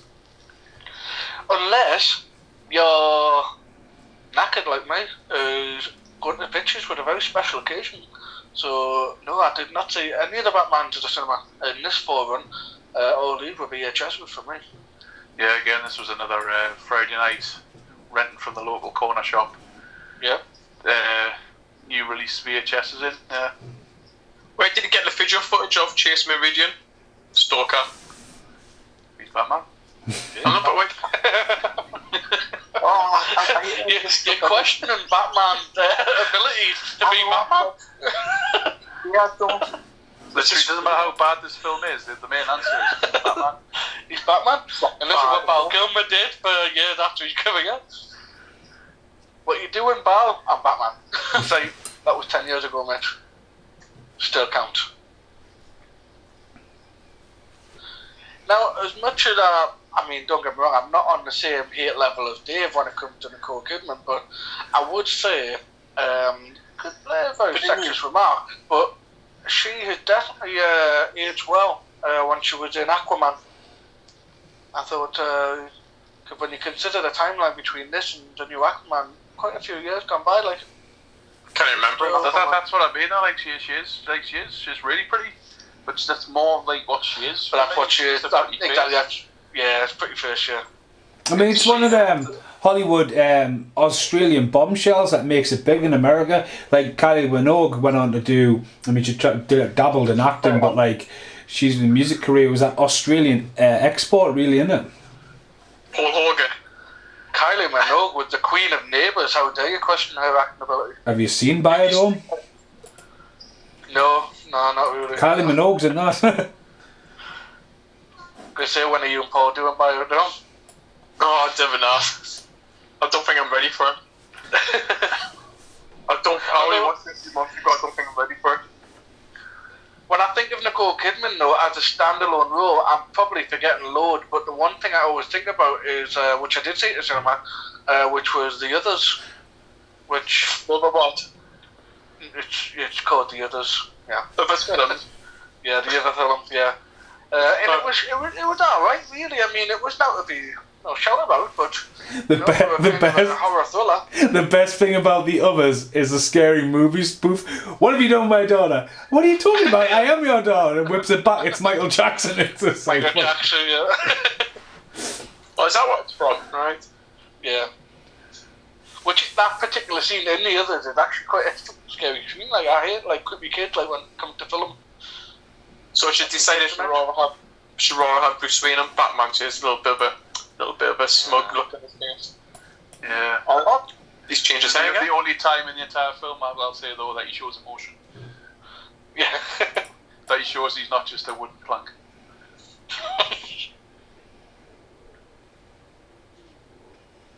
Here's a glow stick again. I like his home cinema system. You just plug a USB into a bloody head. there's the big bat. That's obviously cut out. Yeah. Yeah. Riddle me this. Riddle me that.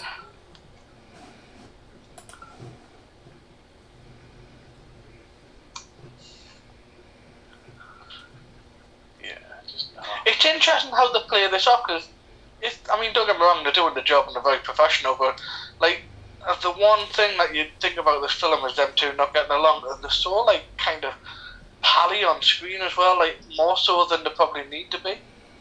Like I don't need Tommy Jones like patting them on the head and giving them hugs every 5 seconds, but maybe that's how they had to get through it though. They had to like overdo it. yeah.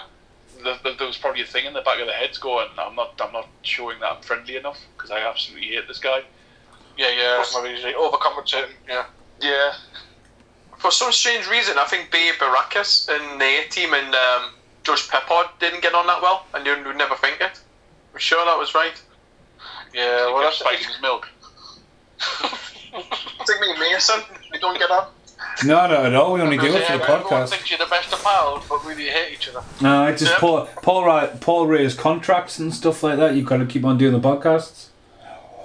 Oh, I tell you what, that would be quite a good like mockumentary if you did something like that, like a proper serious the fallout of Mason and Ray. You just did a proper like serious mockumentary about it. I would watch that. The Riddler. I call myself a piddler. The Piddler. Yeah, because I want to be a piss. As long as you're not calling yourself the fiddler, it's fine.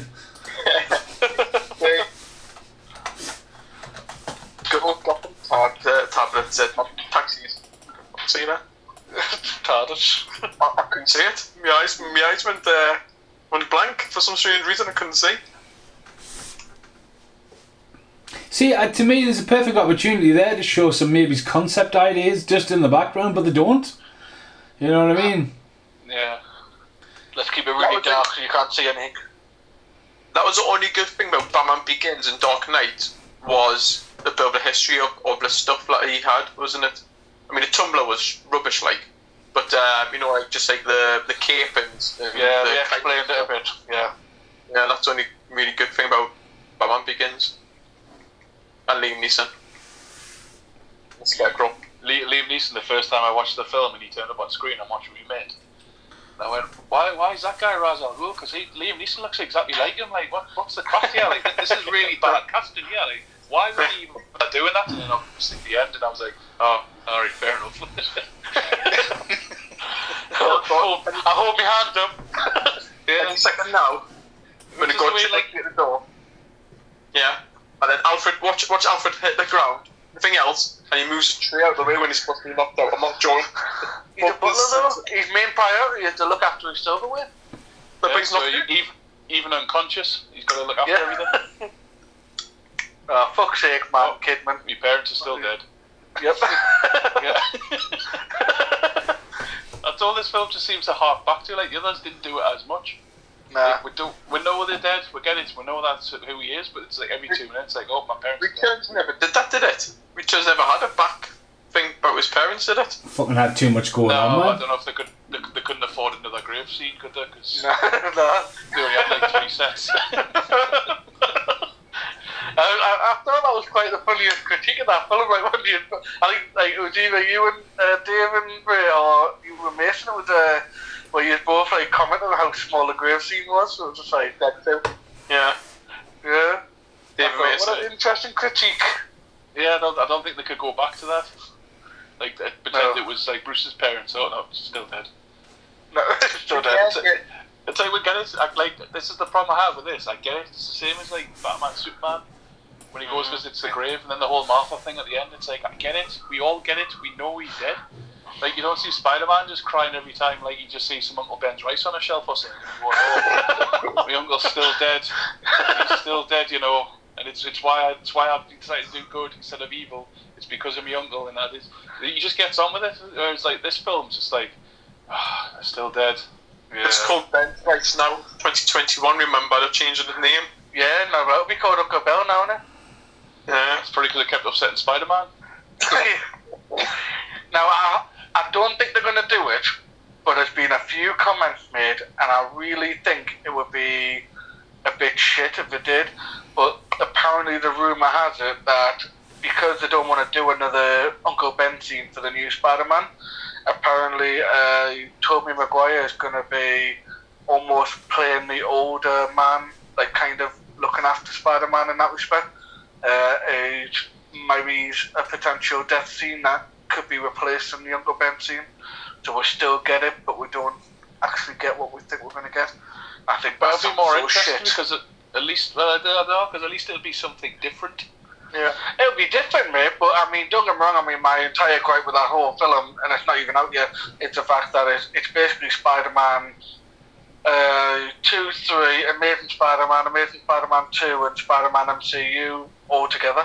It's just like Tom Holland hasn't proven to me yet that he can hold a film on his own. And this entire film just seemed to be recasting every single person who's ever been in a Spider-Man film.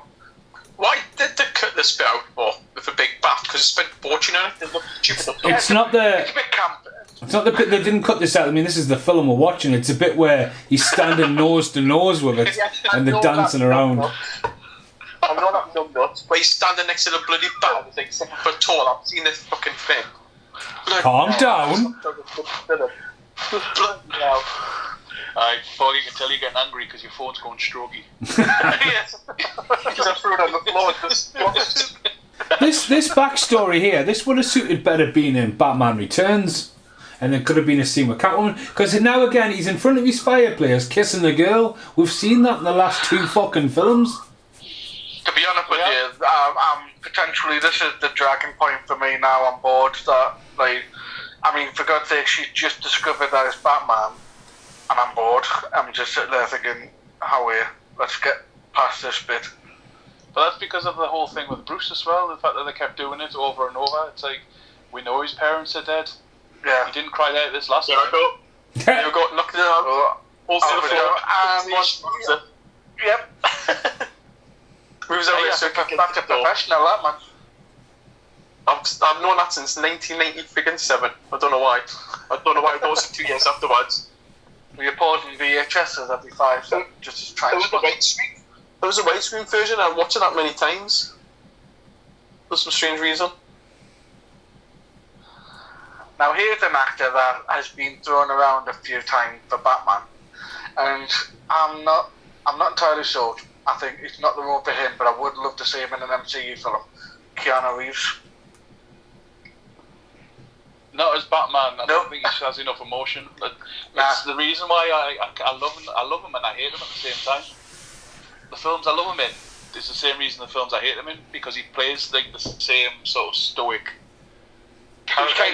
He's got the Jim Carrey aspect. He does what he does, and everyone knows him for it. Yeah. Yeah. Like things like John Wick and Matrix, it works really well. Yeah. But then there's other films where I'm just like Devil's Advocate, and I'm just like, I'm not really sold on this. Can I just say how much power it would take to put that walking stick into the bloody cement? Yeah, well, to be honest with you, I'm at the point where Bruce Wayne just slid across the table. I mean, it's a good job they didn't pick the table from the first Batman, because that would have taken at least about 10 minutes. It's super over. I do like these little bombs. My question now has to be, though, why isn't Randy defending his home? Nah, holy shit, is that why Randy didn't get cast in the film when after he deleted the scene, innit? That's what I was trying to get from before, but I got told that that's not in the film. Shut up. Yeah, shut up. Shut up. I guess I wonder if it was contractual. Randy probably wanted too much money, so he got cut out of the film. I'm not So coming now back. he's now sitting there going, "Fuck Batman, I'm off. Look after your own fucking cave." Probably, yeah, because this Batcave has no bats. Nah, Like, it won't be in a it's like you say, it's very clean and very Just I don't know, like it's almost like pretending to be a cave, where the other two could have been actual caves. It's just got Jim Carrey grabbing his balls, really. Yeah, just dropped a bag of dildos in his car. Oh, no. He looks class. I mean, it's good cartoonish wise. It's, you know, like he's done a lot of great If work. you wanted a serious Adam West Batman, this is what you're getting, isn't it? Really. Like I said, I still love that Riddler suit. It's awesome. It's maybe my Halloween suit, I think, when I'm stuck in quarantine or something.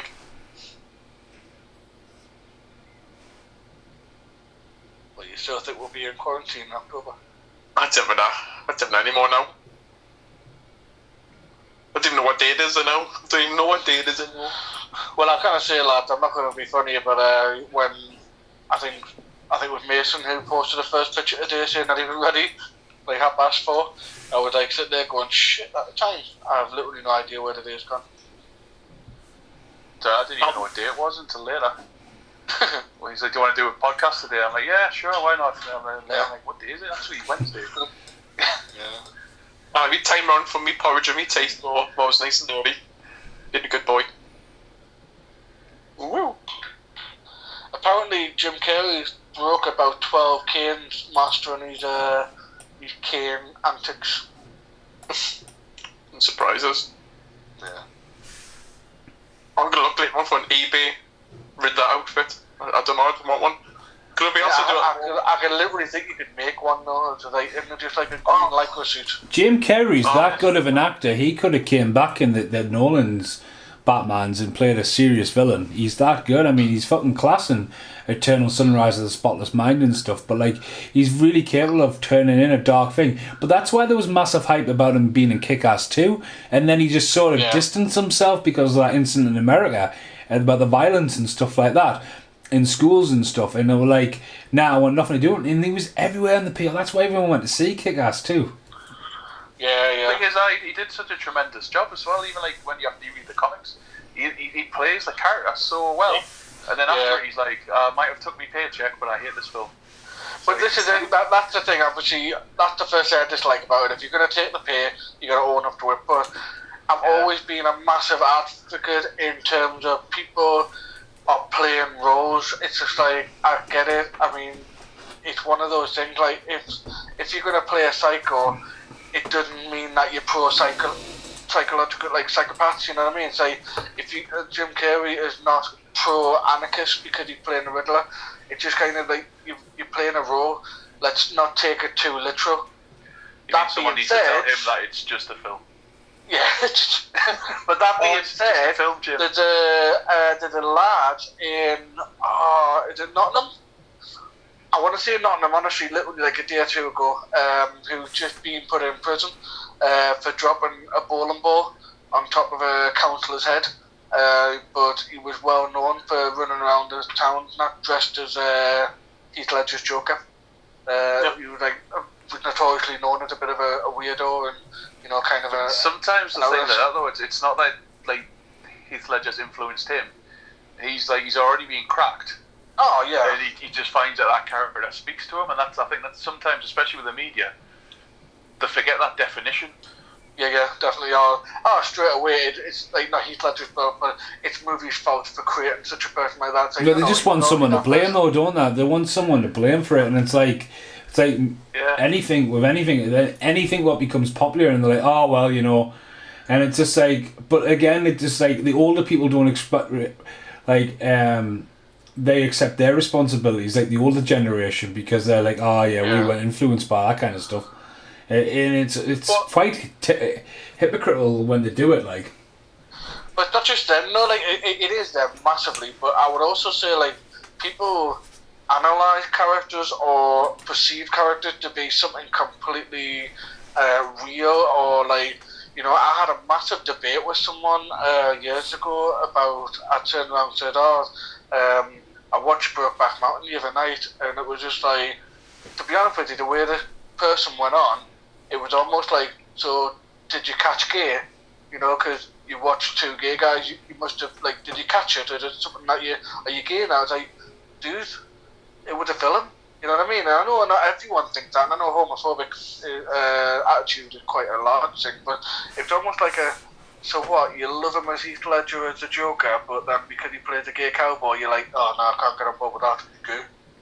Which is people take characters very literal. Poor, it had a back butt there, that was a back butt scene, you see it? And the bubble. And Robin the Bull, yeah. Zoom in on it. Yeah, I want to correct myself because his suit in this is very Robin. It's actually, it must be Batman and Robin, where it's very Nightwing. Yeah, well, because it's the suit near towards the end, because they have like the anti-freeze suits, so it's black with like the blue trim. That's right. Yeah.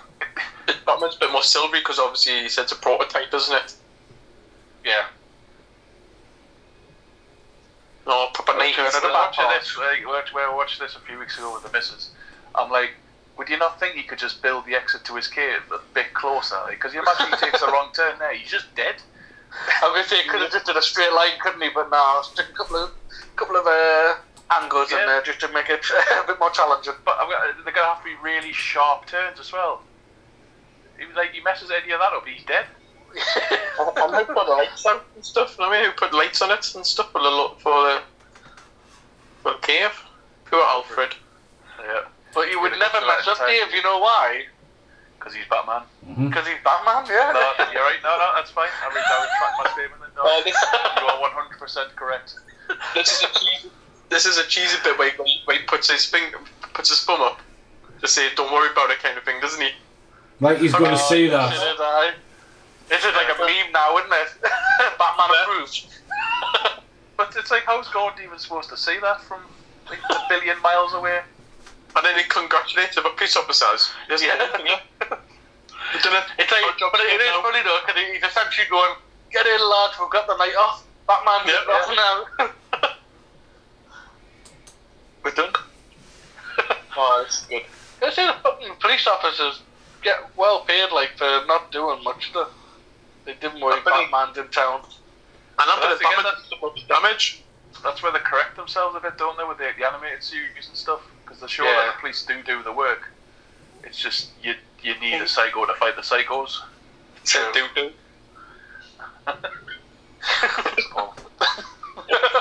Thanks for that. I'm glad that was your input. Yeah. I mean, if nobody picked up on it, I would have been disappointed. I remember I used to have battleships, but it was a Star Wars one with X-Wings and Imperial forces. It was awesome. I'm going to say, was this marketed? Was there an actual Batman Forever battleship game? Because that would have been a missed opportunity if it didn't. I still can't believe they made a fucking movie out of Battleship. In those days, kids didn't play board games, they played the PlayStations. No, we were still in This was the start of it, wasn't it? Yeah, it was still a bit of a nerd to be a gamer, though, wasn't it? I remember this game coming out on the NES. I don't think we didn't have PlayStation yet. Super Nintendos. Yeah. Super Nintendo, wasn't it? Yeah. Does it not like piss you off just a little bit that like everything that we loved as kids has now become culturally cool? That's what I do all the time. This is all my mates. Like, I remember I used to get bullied loads, getting into massive fights in the schoolyard as well, playing on my Game Boy. Yeah. And stuff. And now it's cool to play it. It's like, what happened to them? Like, why? I used to have to get braid before I was allowed to watch Batman, basically. You'd never admit it, would you? Like, what you do tonight? Now you get braid for watching Batman. But to be honest with you, I get it, and I'm all for like people joining in and stuff like that. But like the amount of like, say for example, girls who started like cosplaying Harley Quinn and stuff like that, and like the amount of stuff online that was coming up saying, "Oh, relationship goals, Harley Quinn and the Joker." I was like, it's fucking disturbing, you know. You can't say that it's cool. It's like, You don't know the They don't character. look into it, do they? They see half the film and they go, that's everything. Well, they see Margot Robbie and that's it, yeah. The thing I had an argument years ago with people was you have Batman fans and then you have Nolan trilogy fans. Yeah. Because you've got Nolan trilogy fans that go, I'm a massive Batman fan, but that's all they've ever seen. Yeah. Can you remember when Suicide Squad came out? Everyone had those Daddy's Little Monster tops. Everyone had them on. Yeah. That's it. Yeah. I had to take mine back. You did, eh? No, I didn't. Take it back. See, we just established that we've just got like a legitimately serious attempt to go and holy rusted metal, Batman. The floor. It's metal. Huh? What? It's like, come on. Listen, I know you're trying to be campy, but That whole scene, man, when he gets saved underwater is fucking terrible, man. I mean, it's a fucking this film's just gone horrible. Like the fucking islands lifting up. I mean, the Riddler's got people going around in frog suits underneath there, making sure it's all safe, and and then his hair's going. It's proper Adam West in that respect, isn't it? yeah. The next one's Adam West by $1 million. I would not bat an eyelid if he didn't whip out a shark repellent spray out right now. You know what I mean? It would work so well. I'll tell you, that was one of my biggest regrets, you know. It's not like super expensive now, but they're a little bit higher now. Going into Forbidden Planet and having both of them in my hand, which was a Joker and Adam West Batman with the surfing trunks on. And I just thought it was the most ridiculous figure ever. And I was just like laughing, thinking I'm gonna have to buy these. And I like give it a pass. I thought, one day I'll just pick them up randomly. And like I think it wasn't that long ago I went online, and it's just like, can you a bit pricey these days? The shop in the Granger Market, not a pop shop, but a tinchy one where you can only fit one person in. yeah. No, they had them in there. I think it was a few months ago. Aye. I think 30 quid, something like that, which isn't too bad. Something like that, yeah. I don't mind it, but I miss the old Forbidden Planet. The dinginess of it, aye. New one's a bit clinical, like it doesn't really scream. Like I think with the old one, it was like a boot sale, wasn't it? It was like as much stuff as you can cram into a small space, and you discovered stuff, and it was like, I found a treasure. Whereas and now it's like, the creaky floorboard as well, anyway. Yeah. Yep. It's a bit awkward when you stood on it, but you were buying anything, everyone just look at you. What? Yeah. I'll just buy this badge instead, even though I didn't. I'm gonna say like it was one of those shops where it was a walk around, wasn't it? You didn't always buy stuff, but it was just I'm gonna go and have a look around and just see what's there. And always like look at you.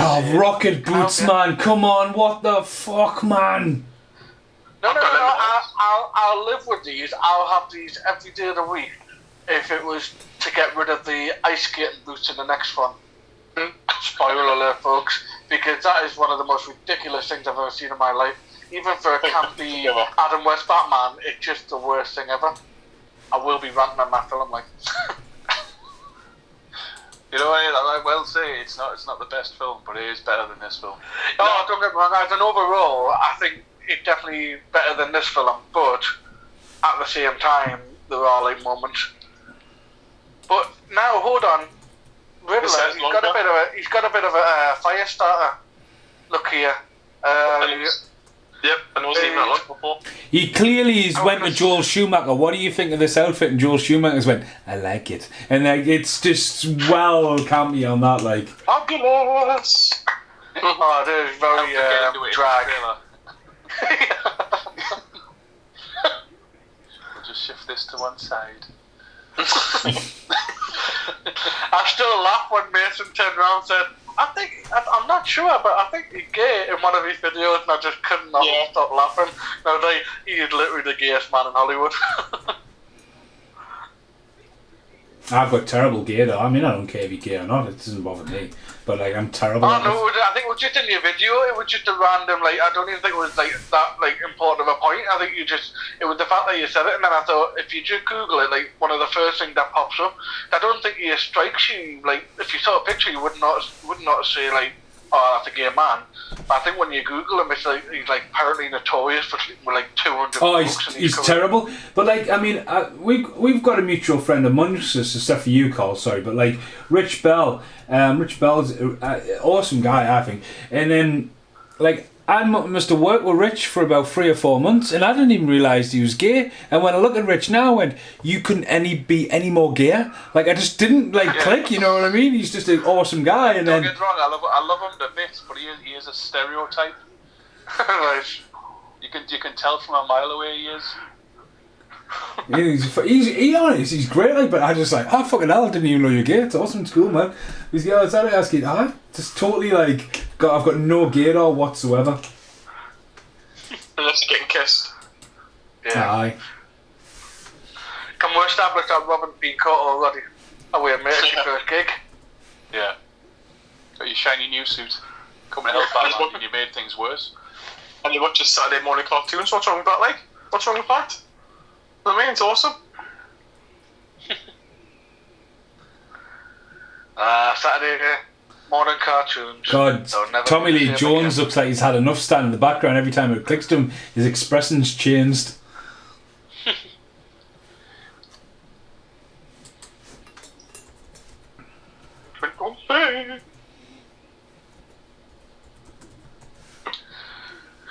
If they were to introduce them again, would you prefer a completely different recast, or would you have Cillian Murphy back as Scarecrow?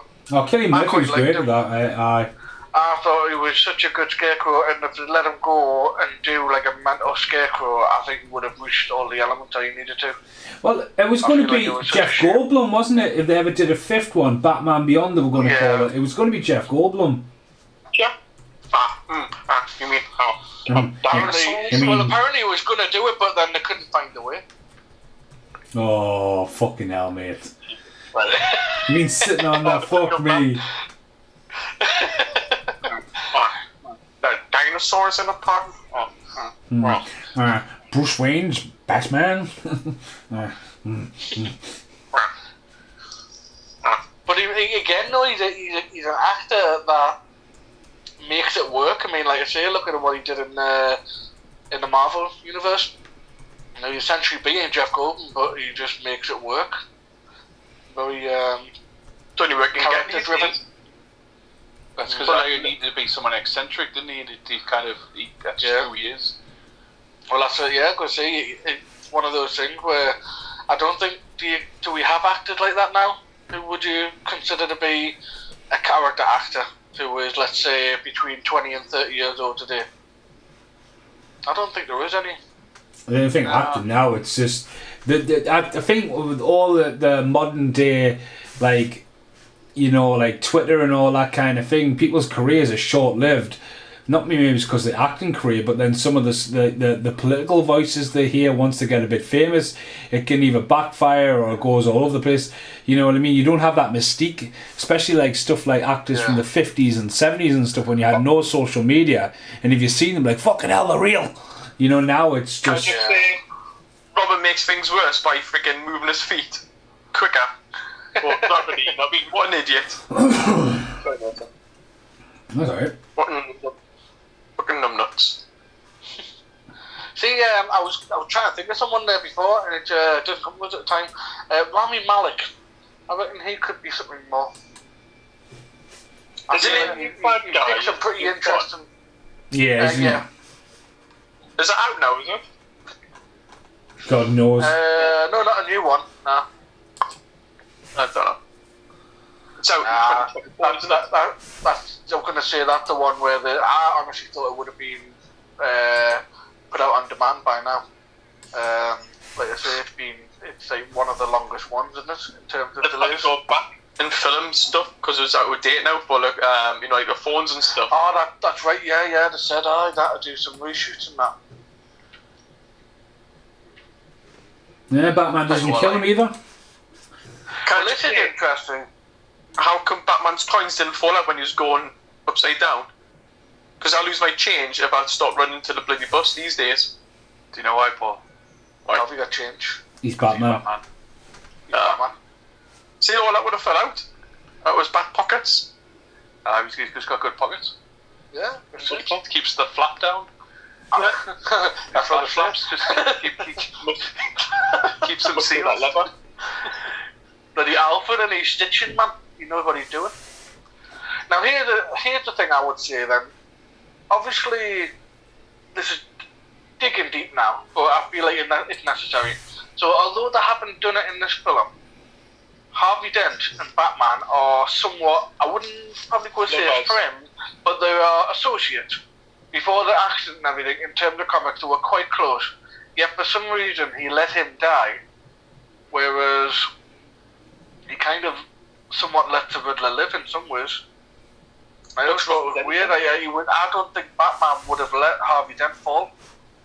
And I feel like that's a weird move to make, but then again, that's the comic book, and I was thinking that's what it would have happened originally, whereas Schumacher obviously thought, nah, yeah, it's the thing with a lot of the comic book films, sometimes you've got to kind of put that to one side.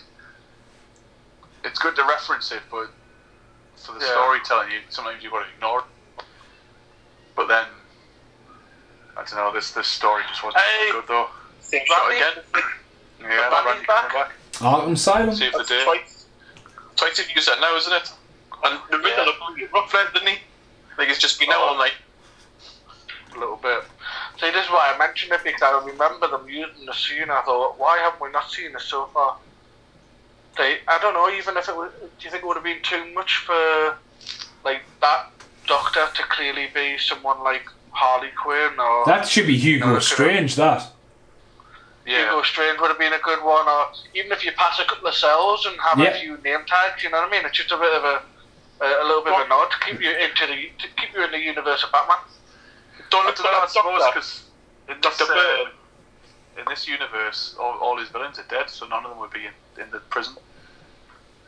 Because if you think about it, I think Riddler isn't even the first one to live. Well, Catwoman's technically alive, but we never get that paid off, do we? Well, she's around. You got loads of people. Clayface and... Yeah. Clayface is one they've never done, though, isn't it? Clayface. No, they haven't done it on a serious big screen now. I don't know how it would work really well as a standalone villain. I think it would have to be more of a side story. As long as they don't Spider-Man 3 like what they did with Sandman. Yeah, Jesus. Yeah. That film's awful. It is. But it's awful because they just try and cram too much in with very little story. Well, obviously, I think the word has it that obviously Sam Raimi wanted to do one thing and Sony decided to just... They wanted things like, I think, what was it, Venom was never a part of the plan, but it was Sony who said that. So Sam only wanted to do was one character, and then the producers wanted Venom in it, and that's the reason why it went all crazy. He was only supposed to be the Sandman. Yeah. But this is it, it's like that's why like the whole idea of like, did you learn nothing from the fact that the third one didn't work because you were too busy, and yet, so you just acknowledging Alfred being a pervert there, just standing under a streetlight with a grin. Hi. He gets no though, Jollies, does he? I mean, Randy's escaped now, he's got nothing left. He's got Lee coming in. Alfred just literally, he's like the walk of shame driver, and he's just like the drive of shame. There we go. Great montage at the end there, running. Oh, the cowboy Rodney. Dude, that's not a montage. You know what I mean. Run for the bus. Hey, look, he's already got the head wobble if you look at Batman's head really carefully. His ears are wobbling. That might have been George Clooney. Maybe that's his part in the film that was talked about. And then we hear him speak. U2 song. Hold me. Kiss me. Well, there we go. Yeah, that was something. Yeah, that was a film apparently. That was the best one so far. Oh, I've only seen it because I've saw it in the credit, and I wanted to say it before, but I forgot. As much of it, it's quite a notorious scene now, but no word of a lie, right? Of all the comics I've read and all the stuff, I don't retain information super well, and I literally, when you mentioned the Martha scene from the Batman vs Superman, I swear to God, I was the one in the cinema going, yeah, the same name. I swear to God, for some reason, I knew them both called Martha, but but my brain just never connected it, and I just thought it was one of those things when everyone was kicking off, I was like, let's not learn something that day. It's like, Jesus. But that's the thing though, like, it never needed to be like a thing. Nah, didn't really. if all the reasons to stop fighting, that was not one of them. Like, Batman's pretty much, like, poised to kill this orphan from another planet. Like, he's decided this alien needs to die, and then all of a sudden he says Martha, and he's like, you know what? I'm fine. It's like the bit at the end when he's standing at his grave going, I failed him in life. It's like, you were kicking the shit out of him, that's why. Yeah, it's a, you created a kryptonite spear, mate. You essentially killed him. But, You made the tools to murder him? Yeah. Bless. Yeah, I'd still take a Ben Affleck Batman every day of the week. I feel like he still managed to do more with that character than some of the actors that have ever played him, and he didn't even get like a full film. Yeah. Fucking hell. Like, the other two, you were like, oh, it didn't feel like 2 hours. This one has. It gets to about halfway, and it feels like it's going on a bit. Oh yeah, especially totally. when we're getting the background of Bruce's parents again, halfway through the film for some reason, and also halfway through the third film. Yeah, I just think boring. That's the word that comes to mind. Is like, okay, my mind's faded off now. I'm not interested. I know the story. Everyone who's sitting watching these films know the story by now. It didn't need to be mentioned. Like you're pulling me out, which you shouldn't be doing as a film. How many riddlers would you give it? Or how many riddle me that's It's not even that riddled, is it? I'll be fair. I think it's a messy film. I don't know what they're doing, and I don't know what his intention was, other than basically making a blockbuster Adam West film. Which, when I say that out loud, it should be a high mark because, again, as much as I was born in '86, the first Batman I ever discovered was Adam West, so it's kind of like it should have been made for me, but it's a messy film. Val Kilmer's not that great. Nicole Kidman's character is a non-essential character. Dick Grayson is way too old to be playing Robin, so a miscast altogether. Although, like I say, I'd have Chris O'Donnell as Nightwing, so kind of a bit of mixed match there. So, riddle me this is, I would give this probably this is a 3.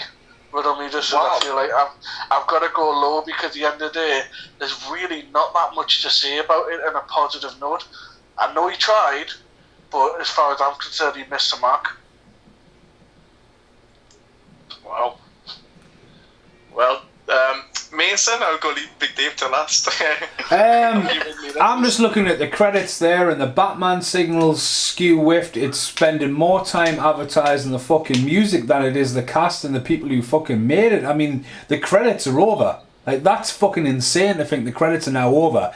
And I would say if you went back and looked at them, 50% is to show the music that's in the film. Fuck knows who worked on it and stuff like that. So it's a sign of the times. I remember the countdown for this. It was massive. I think 1995 was a big year for movies, especially for me. Waterworld, obviously I loved Robin Hood, Prince of Thieves, and I was hyped for Waterworld. I was hyped to fuck for Diary of Vengeance. And I remember going to the pictures to see this and it being exactly not what I expected.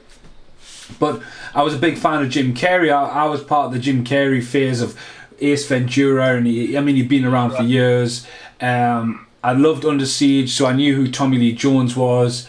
And like visually, back then, it looked great. It's a different Batman, that's fair enough. But like, Jim Carrey is just wild in it. Tommy Lee Jones doesn't look like he's happy with. I'm right with Joel Schumacher's came in and they've tried to go one way, but it's not going the right way. I love the Dark Knight scenes and all that, but again, it's just there's too much going on. Why Bruce Wayne's backstory is gone into this? Why he's now after another girl? He comes Robin. What happened to Two-Face? It's fucking messy when you look at it, and the CGI has not aged well. And should it have gone a bit more camp and been a little bit different? I mean, it's a nice transition between returns to what we got with Batman and Robin, and it must have did the money. But as I say, it's just messy, and it's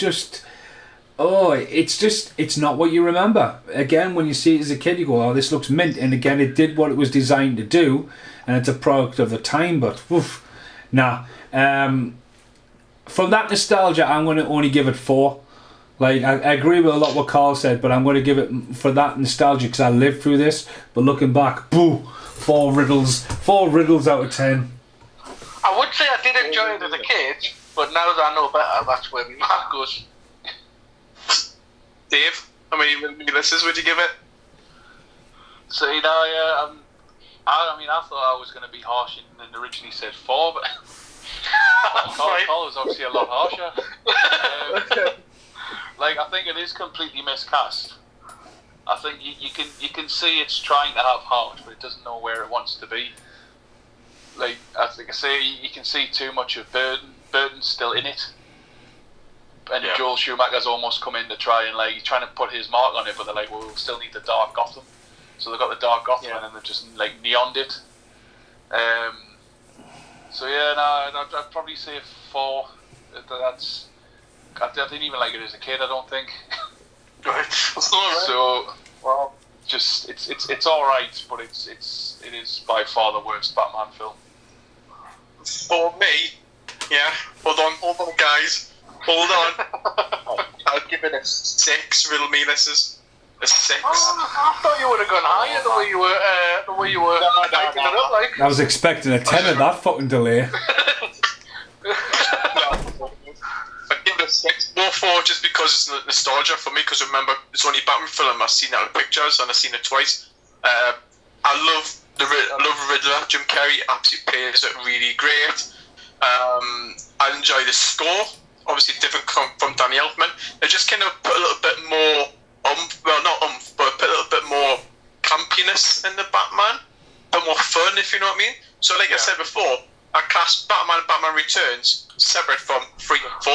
So Forever and Batman Robin, I class it as like 2 together. But it's one of those things, like I said before, it's like a kind of a James Bond start now, isn't it? So you have a different actor, different love interest, a different actor, a different love interest. But yeah, it does go all over the place a little bit. Like you said, how many times if they recast things like Alfred and Gordon, it would have been a completely different film. Yeah. I think we would have probably looked at it in a completely different light. Yeah, totally. You wouldn't be comparing it as part of like the 4 films, because it's the same as you wouldn't compare Nolan to like the original Batman films, because they're not the same universe.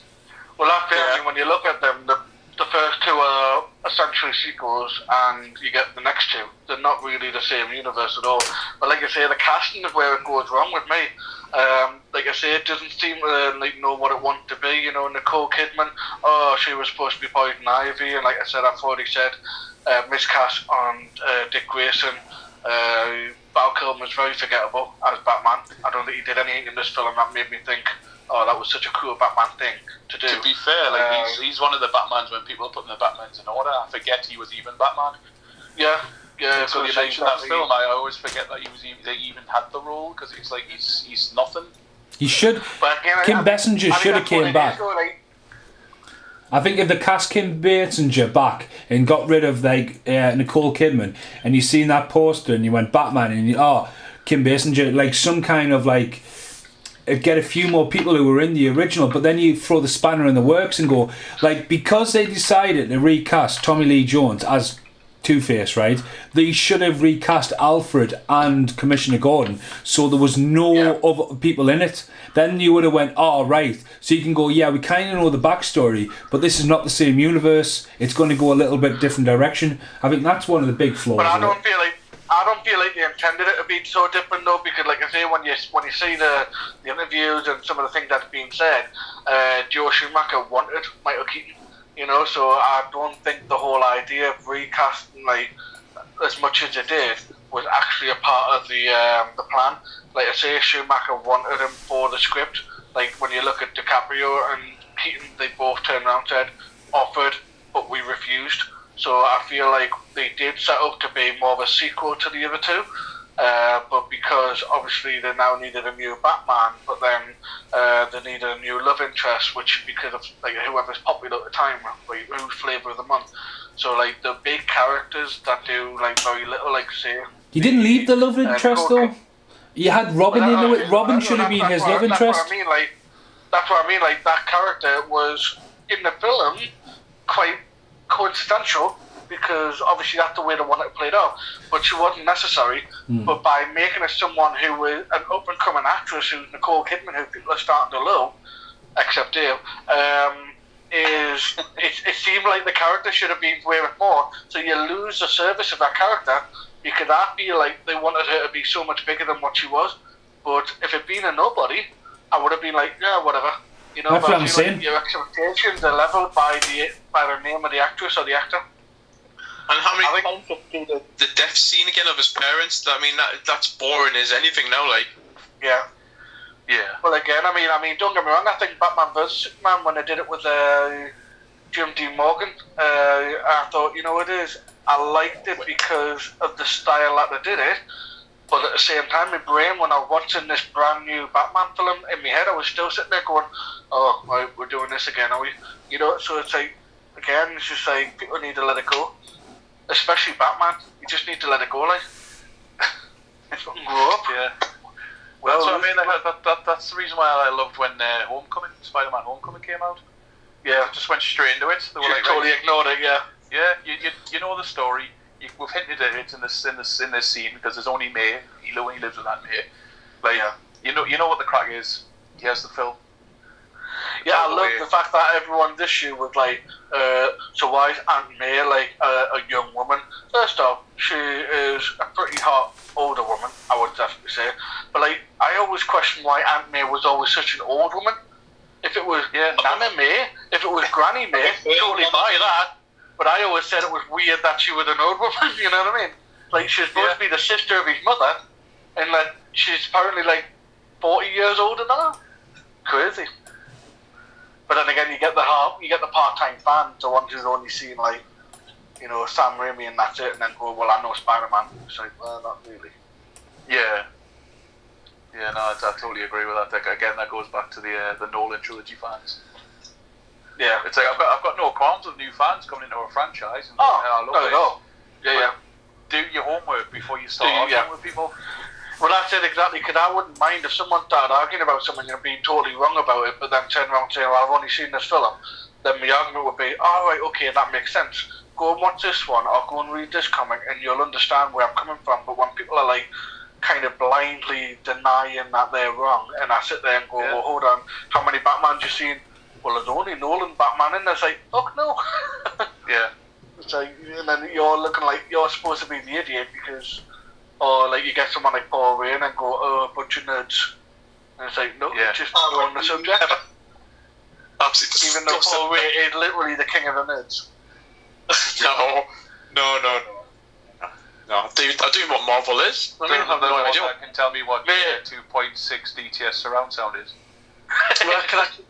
The DTS, I can only really get 5.1, but exactly, that's why I did it. So that's exactly why I said it that way. Paul, to be honest with you, mate, if they ever did a Simpsons film, you are fucking Milhouse. I'm sorry, but you're the Poindexter of the group, and that's absolutely fine. Own it.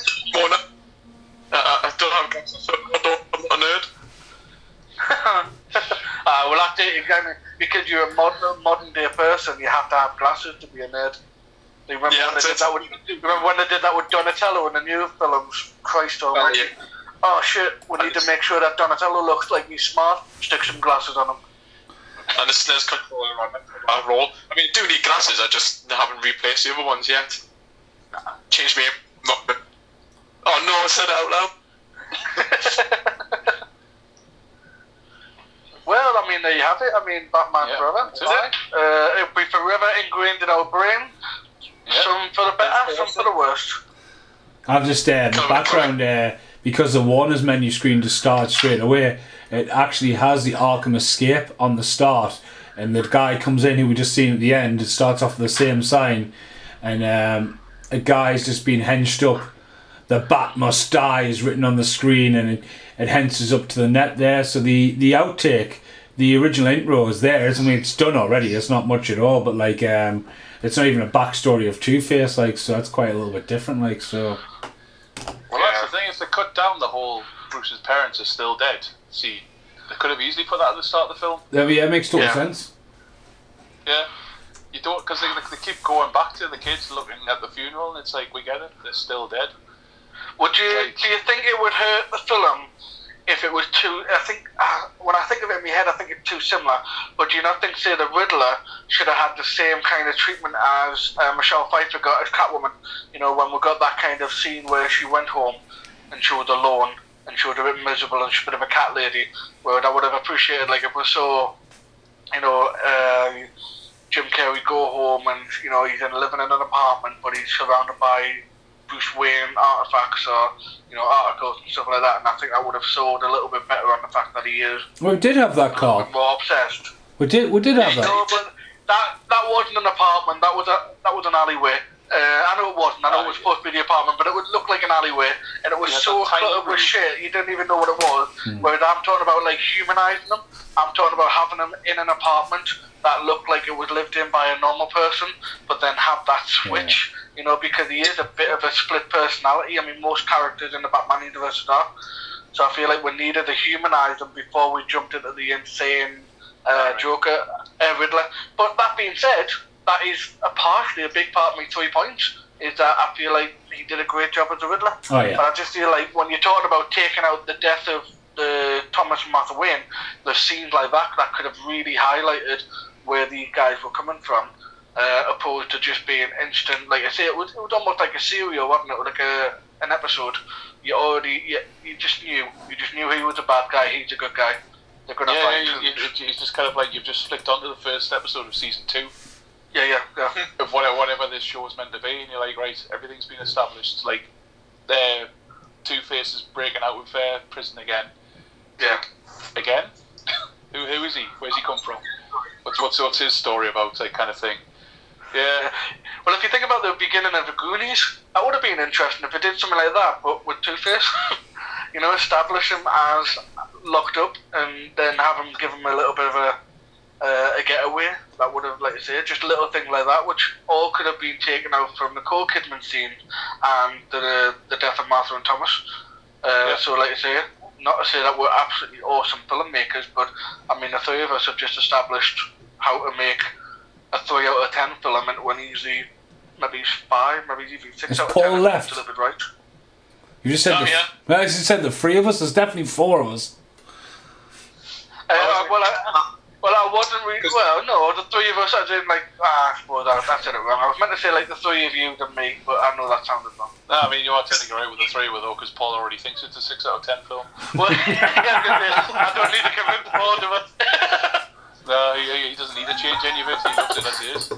Like I said, absolutely amazing. Apparently, I might take it down a notch if I change it too much. It's literally just because of Jim Carrey and who do you call him as Robin. They're the main things. Like I say, keep it as a 4. Alfred, because Alfred's always Alfred. Yeah. And I mean, like, it's hard. It's still a Batman film. It's like it is literally riddled with problems. Hey. Well, I get it really. Right, well, that's been the epic rant on the top. We will be back for Batman and Robin. It'll be a click of away for you guys listening, but it'll be a couple of days for us personally. That felt longer than the first 2, that's for sure. But for now, short film as well. Only by 5 minutes. But for now, I've been Steve Monkey Mason. I've been joined along by silent Paul Rae at the end there, Carl McSorley and Big Dave. Thanks for listening. Goodbye for now.